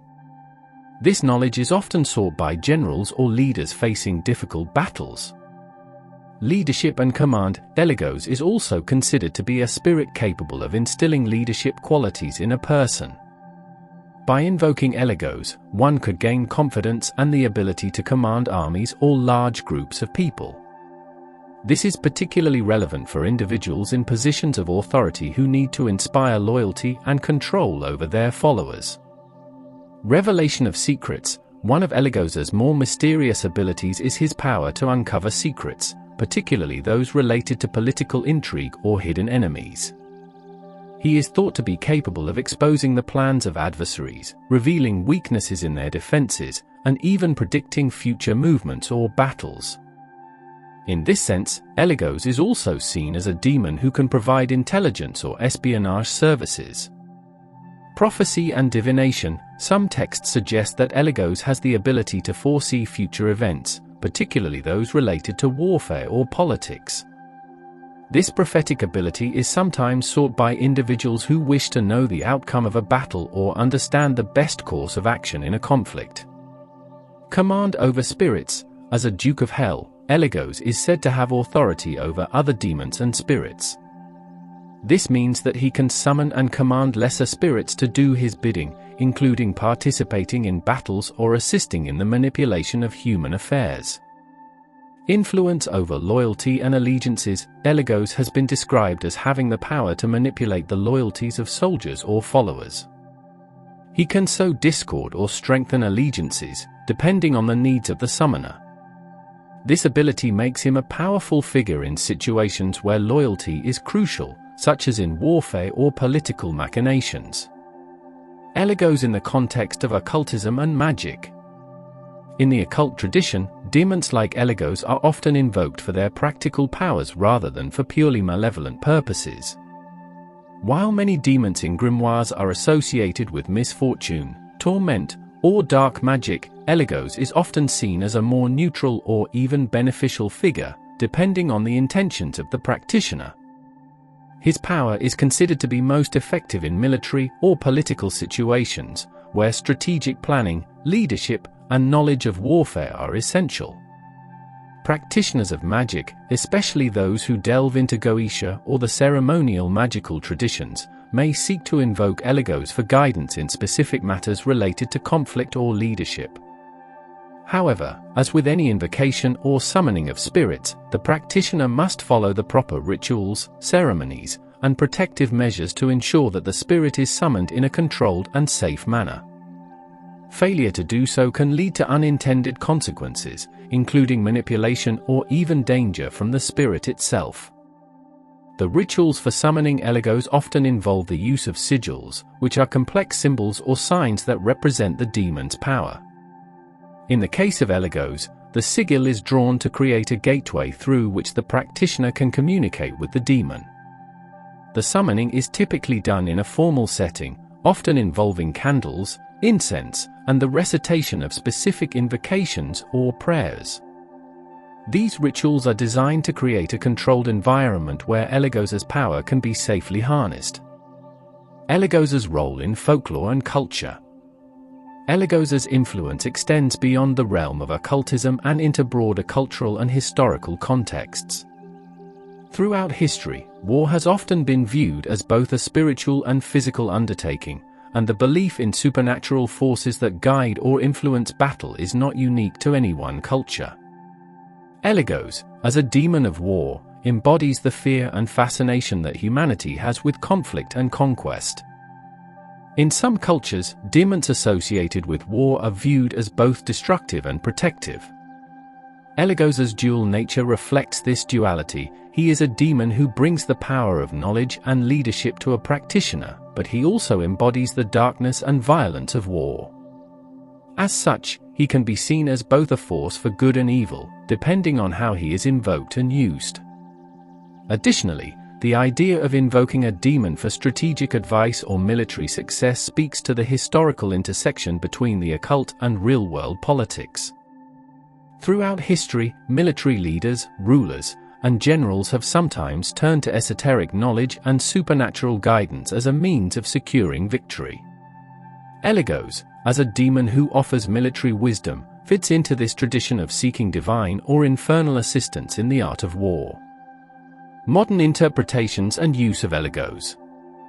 In modern times, Eligos is often viewed through the lens of historical demonology and occultism, rather than as a figure with direct influence over the physical world. Contemporary practitioners of magic and demonology may look to Eligos for inspiration in leadership and strategy, even if they do not believe in the literal power of the demon. In this sense, Eligos serves as a symbolic figure for those seeking strength, guidance, or wisdom in the realms of warfare, politics, and leadership. Some modern occultists and practitioners of chaos magic view Eligos as a force that can be tapped into for specific goals, particularly when facing challenges in the realms of power and control. The demon's association with war and strategy makes him relevant to individuals who find themselves in competitive, high-stakes environments, whether in business, politics, or other fields. Eligos's figure can also be used metaphorically in some traditions, symbolizing the internal struggle between discipline and chaos. The invocation of Eligos may thus serve as a form of self-discipline, helping individuals strengthen their own willpower and determination when facing obstacles.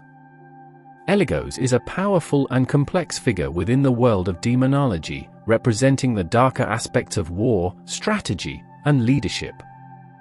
His association with military prowess and political acumen makes him a figure of fascination for those seeking guidance in these domains.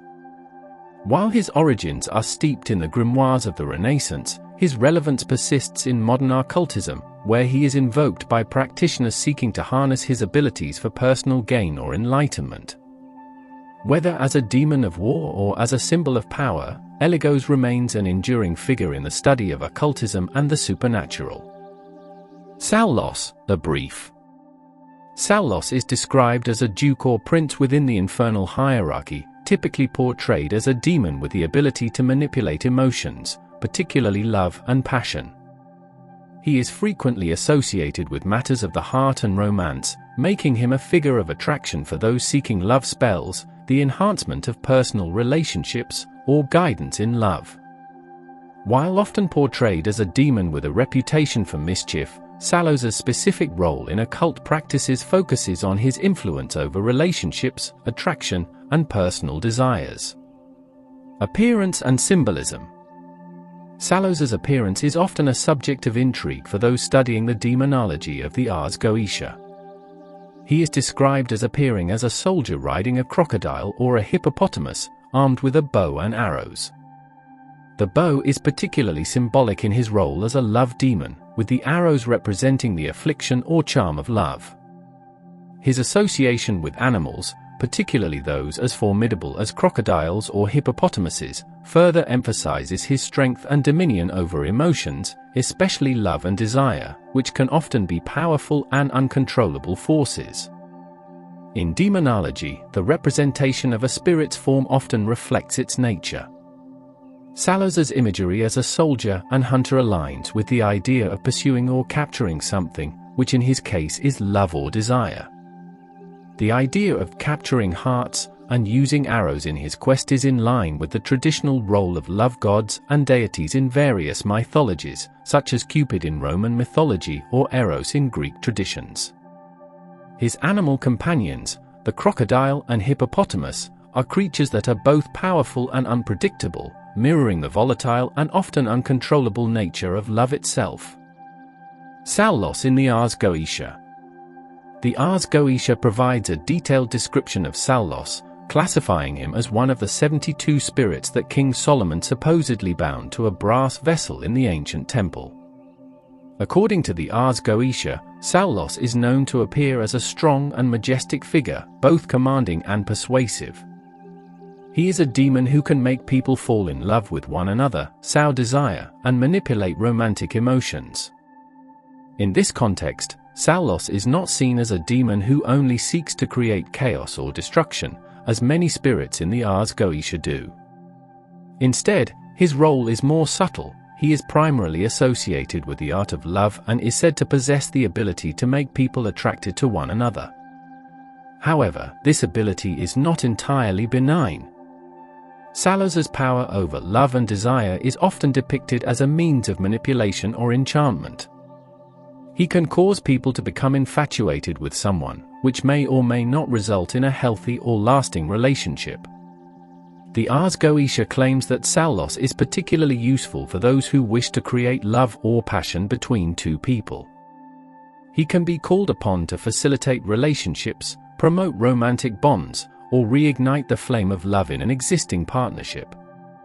However, like other demons associated with love magic, his influence is morally ambiguous.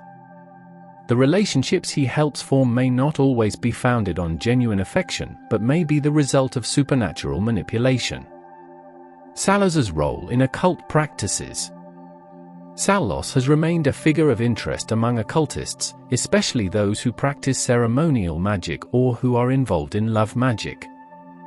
His role as a demon of love makes him a popular choice for those seeking to influence the emotions of others, particularly in romantic matters. Those who engage in love magic often invoke Salos to help them either gain the affection of someone they desire or to strengthen existing relationships. In occult rituals, Salos is typically called upon during ceremonies or invocations that involve romantic or emotional desires.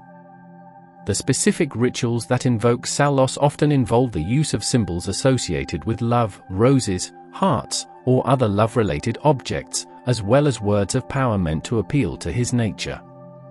Incense, candles, and even offerings may be used in an attempt to gain his favor or elicit his assistance. While many occultists view Salos as a helpful and potent spirit for love magic, others caution about the potential dangers of invoking such a being. As a demon, his involvement in matters of the heart can lead to unintended consequences. The influence of love is often unpredictable, and by invoking Salos, one may risk disrupting the natural flow of emotions or creating relationships based more on manipulation than genuine affection. Salos's influence in modern occultism. In modern occultism, Salos's role has not diminished. Many contemporary practitioners of witchcraft, magic, and the occult still view him as an entity of great power when it comes to matters of love, passion, and attraction. Salos, like many other demons of the Ars Goetia, is not only used in traditional rituals but also incorporated into more eclectic practices of modern witchcraft, chaos magic, and even pop culture representations of magic. Occultists who focus on love magic often seek to summon or invoke Salos in order to affect the outcome of their personal relationships or to attract the affections of a desired partner. However, this modern use of Salos is often done with a great deal of caution. Practitioners who seek his aid are well aware that love magic can have significant consequences, especially when the affections of another person are manipulated. Some practitioners also note that Salos can be invoked for more than just romantic love. His powers are also said to extend to all forms of attraction and emotional connection, including friendship and familial bonds. In these cases, Salos might be called upon to enhance the connections between individuals, deepen emotional intimacy, or help individuals form bonds with those they care about. Salos in literature and pop culture. Salos's portrayal in literature and pop culture is relatively limited, but he has appeared in various works that explore themes of magic, demonology, and occult practices. In the realm of fiction, he is sometimes depicted as a character who brings mischief or complexity to romantic relationships. This reflects his role in the Ars Goetia as a manipulator of love and desire. One example of Salos's influence in literature is found in works that explore the lesser key of Solomon or demonology in general, where Salos is often mentioned as one of the more approachable demons in the Goetia. His ability to be both a prince of hell and a demon associated with love gives him a unique status in occult circles, and his portrayal often highlights his dual nature, both charming and potentially dangerous. Additionally, the archetype of the love demon, with figures like Salos, has inspired various characters in modern fantasy and horror literature. These works may not always use Salos by name, but often include similar beings that embody the chaotic and passionate aspects of love and desire. The ethics of invoking Salos. While Salos may seem appealing for those seeking help with love, his invocation raises important ethical considerations. Love, as a powerful and complex emotion, is often seen as sacred or natural in many traditions. Manipulating love, whether through magic, spells, or invocation, can be seen as morally dubious. In some spiritual and occult traditions, interfering with the free will of others, especially in matters of the heart, is considered unethical. Practitioners who work with Salos must therefore carefully consider the consequences of their actions and whether invoking such a spirit aligns with their moral compass. Moreover, it is important to recognize that love magic is not a guarantee of success. Even with the help of a demon like Salos, the outcome of a love spell or charm is uncertain. Love, as many occultists point out, cannot be entirely controlled, and there is always the risk that the feelings of others cannot be manipulated in a lasting or healthy way. This cautionary approach is often emphasized in the work of experienced occultists who encourage individuals to approach love magic with a sense of responsibility and awareness of potential consequences. Salos is a fascinating figure in the world of demonology, offering both power and caution to those who seek his assistance. As a demon associated with love, attraction, and desire, he holds a unique place in the ARS Goetia and continues to be of interest to modern occultists and practitioners of love magic. His dual nature as both a prince of hell and a facilitator of romantic connections makes him a complex and morally ambiguous entity in the tradition of Western demonology. Whether seen as a helpful spirit for those seeking love or as a dangerous force that manipulates emotions, Salos's influence cannot be underestimated. His role in the occult, particularly in love magic, has endured throughout history, reminding us of the powerful and unpredictable forces of attraction and passion that shape our relationships with others. Naberius, a demon of many facets. In the ARS Goetia, Naberius is described as a marquis of hell, ruling over a host of 19 legions of demons. He is known for his ability to aid in the development of oratory skills and persuasion. Naberius is also noted for his power to make an individual eloquent and persuasive in speech, particularly in matters of law and other formal discourse. This attribute places him among the demons associated with rhetoric and influence, an aspect of the human psyche that has been revered and feared for centuries. The demon is often depicted as a three-headed figure, one head resembling a crow or raven, another like a dog, and the third a human head. The representation of Naberius as a creature with multiple heads is significant, as it mirrors the multifaceted nature of his influence, which can be both advantageous and dangerous, depending on the wielder's intentions. In some versions of his description, Naberius is shown to be capable of helping individuals learn secret knowledge, such as the art of language, the study of law, or the gaining of wisdom in various intellectual pursuits. This makes him a demon associated with learning and mastery of complex concepts. However, like many other demons in the ARS Goetia, Naberius is also regarded as a corrupting force, a power that can be manipulated for personal gain, and in doing so, distort the principles of knowledge and learning. The role of Naberius in the hierarchy of hell. Naberius holds a high rank in the infernal hierarchy, as a marquis, and he commands a significant number of demons. His role in the ARS Goetia as a leader of 19 legions situates him as an entity of considerable power and influence within hell. This suggests that Naberius is not just a mere servant of Satan or another higher demon, but rather an important figure in the infernal bureaucracy. The presence of Naberius in the Ars Goetia is important in understanding how demons are categorized within this occult system. The system of Goetia organizes demons in a manner similar to a medieval feudal system, with titles and responsibilities that mimic those found in earthly hierarchies.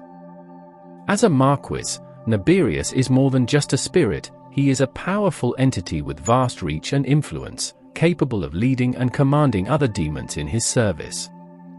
His position in this hierarchy allows him to act on behalf of his summoner, offering guidance or manipulation in exchange for worship, offerings, or obedience. His role as a guide to persuasive speech and knowledge of hidden things can be seen as a way of influencing human behavior. This influence can be used for a variety of purposes, both noble and nefarious.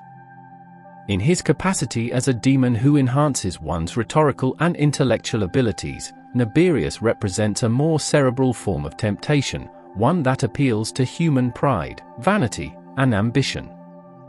It's easy to see how such a demon might corrupt an individual's desire for knowledge or mastery over language, turning it into a tool for manipulation rather than enlightenment. The symbolism of Naberius. Naberius's three-headed form is emblematic of his ability to influence various domains of existence. The heads, each associated with different animals and a human figure, can be seen as symbolic representations of his multidimensional power. Each head can represent a different aspect of his influence over human affairs. The crow or raven may symbolize intelligence, foresight, or knowledge of hidden things. These birds have long been associated with the divine or the supernatural in many cultures, often seen as messengers of the gods or as creatures with the ability to see beyond the physical world. The dog's head may represent loyalty, protection, or servitude, characteristics typically associated with domesticated animals. In the case of Naberius, however, these attributes could suggest that his power is one that can be both protective and corrupting, as loyalty to a cause or master can sometimes lead one to perform actions that are morally questionable. The human head symbolizes wisdom and intellect, but also the potential for pride and arrogance. In the occult context, the human head is often linked to the mind and reason, but also to the darker sides of human nature, such as egoism and the pursuit of power. Taken together, these three heads offer a symbolic representation of Naberius as a being who commands and manipulates various aspects of human existence, from intellect and wisdom to loyalty and servitude. This multi-headed representation conveys the complexity of Naberius's influence, which operates on many levels at once. Naberius in other occult traditions. While Naberius is best known from the Ars Goetia and the Lesser Key of Solomon, his figure appears in a variety of other occult and esoteric traditions, sometimes under different names or with slightly altered attributes. In some medieval grimoires and texts, Naberius is associated with the infernal legions of the Catholic Church's conception of hell. Like many demons, Naberius is thought to have been once an angel, fallen from grace due to pride or disobedience. This idea reflects the common Christian narrative of rebellion in heaven, with Lucifer as the leader of the fallen angels. Although Naberius is not a central figure in Christian theology, his inclusion in demonological texts suggests that he plays an important role in the spiritual battles that are central to many religious and philosophical traditions. Naberius's connection to learning and oratory also resonates with his presence in occult schools and traditions that value the power of speech and communication. In some esoteric systems, he is seen as a teacher of hidden knowledge, able to unlock the mysteries of the universe for those who can summon him properly. This places Naberius in a similar category to other demons associated with knowledge, like Paimon or Beur, though Naberius's focus tends to be more on rhetoric and persuasion than on practical or magical knowledge. Some modern occultists view Naberius as a symbol of the corrupting influence of intellect when divorced from wisdom or compassion. This idea suggests that the pursuit of knowledge, when undertaken for the wrong reasons, can lead to a dangerous path. In this interpretation, Naberius represents the temptation of using one's intellect and eloquence to manipulate others, creating division and deceit rather than fostering understanding or enlightenment. The invocation of Naberius. In the context of ceremonial magic and the practice of Goetia, summoning Naberius is believed to require certain rituals and offerings. Typically, summoners would need to employ a circle of protection, proper invocations, and sacrifices to gain his favor. This is common in many occult traditions, where specific rituals are believed to establish a connection between the magician and the spirit they wish to invoke. The rituals associated with Naberius often involve a desire for guidance in the art of speech, negotiation, and winning people over through persuasion. Summoners may seek his assistance in matters of public speaking, legal disputes, or personal ambitions that require diplomatic finesse. Some occultists even consider Naberius to be helpful in gaining insight into the minds of others, enabling one to sway or manipulate others through the power of words. However, invoking Naberius is not without risk. As with many spirits and demons in the ARS Goetia, there is a potential danger in summoning such a powerful entity. Naberius's ability to influence the human mind could easily be turned against the practitioner, leading them down a path of corruption, arrogance, or manipulation. This is the duality of many demons. While they offer powerful assistance, they also carry the potential to corrupt and distort the will of the summoner. Naberius in literature and pop culture. Naberius has also found a place in various works of fiction, often taking on a more modern or symbolic role. In literature, Naberius is frequently depicted as a demon of intelligence, charm, and manipulation. His ability to influence human speech and behavior makes him an appealing character for stories that explore themes of power, persuasion, and the darker side of human ambition. Whether as an antagonist or a morally ambiguous figure, Naberius's presence in pop culture reflects the ongoing fascination with demons as symbols of forbidden knowledge and personal power. Naberius, as a demon of rhetoric, knowledge, and persuasion, holds a significant place in the tradition of Goetia and in broader demonology. His attributes, his multi-headed form, his dominion over speech and intellect, and his position in the infernal hierarchy make him a complex figure who embodies both the potential for great personal achievement and the risk of moral corruption. Understanding Naberius involves recognizing the dual nature of his influence. He can be a guide to mastery of language and wisdom, but also a corrupting force that leads one down a dangerous path of manipulation and egoism. Whether viewed as a symbol of ambition or a cautionary tale about the dangers of intellectual pride, Naberius remains a powerful and intriguing figure in the occult tradition. Thanks for watching our deep dive into the 72 demons of the ARS Goetia. We hope you now have a greater understanding of their history, powers, and significance in the occult world. If you enjoyed this exploration, don't forget to like, comment, and subscribe for more in-depth content on the Lesser Key of Solomon and other esoteric topics. Got questions or thoughts? Drop them in the comments below, and we'll be sure to get back to you. Until next time, keep exploring, stay curious, and remember, knowledge is power in the occult world. See you in the next video.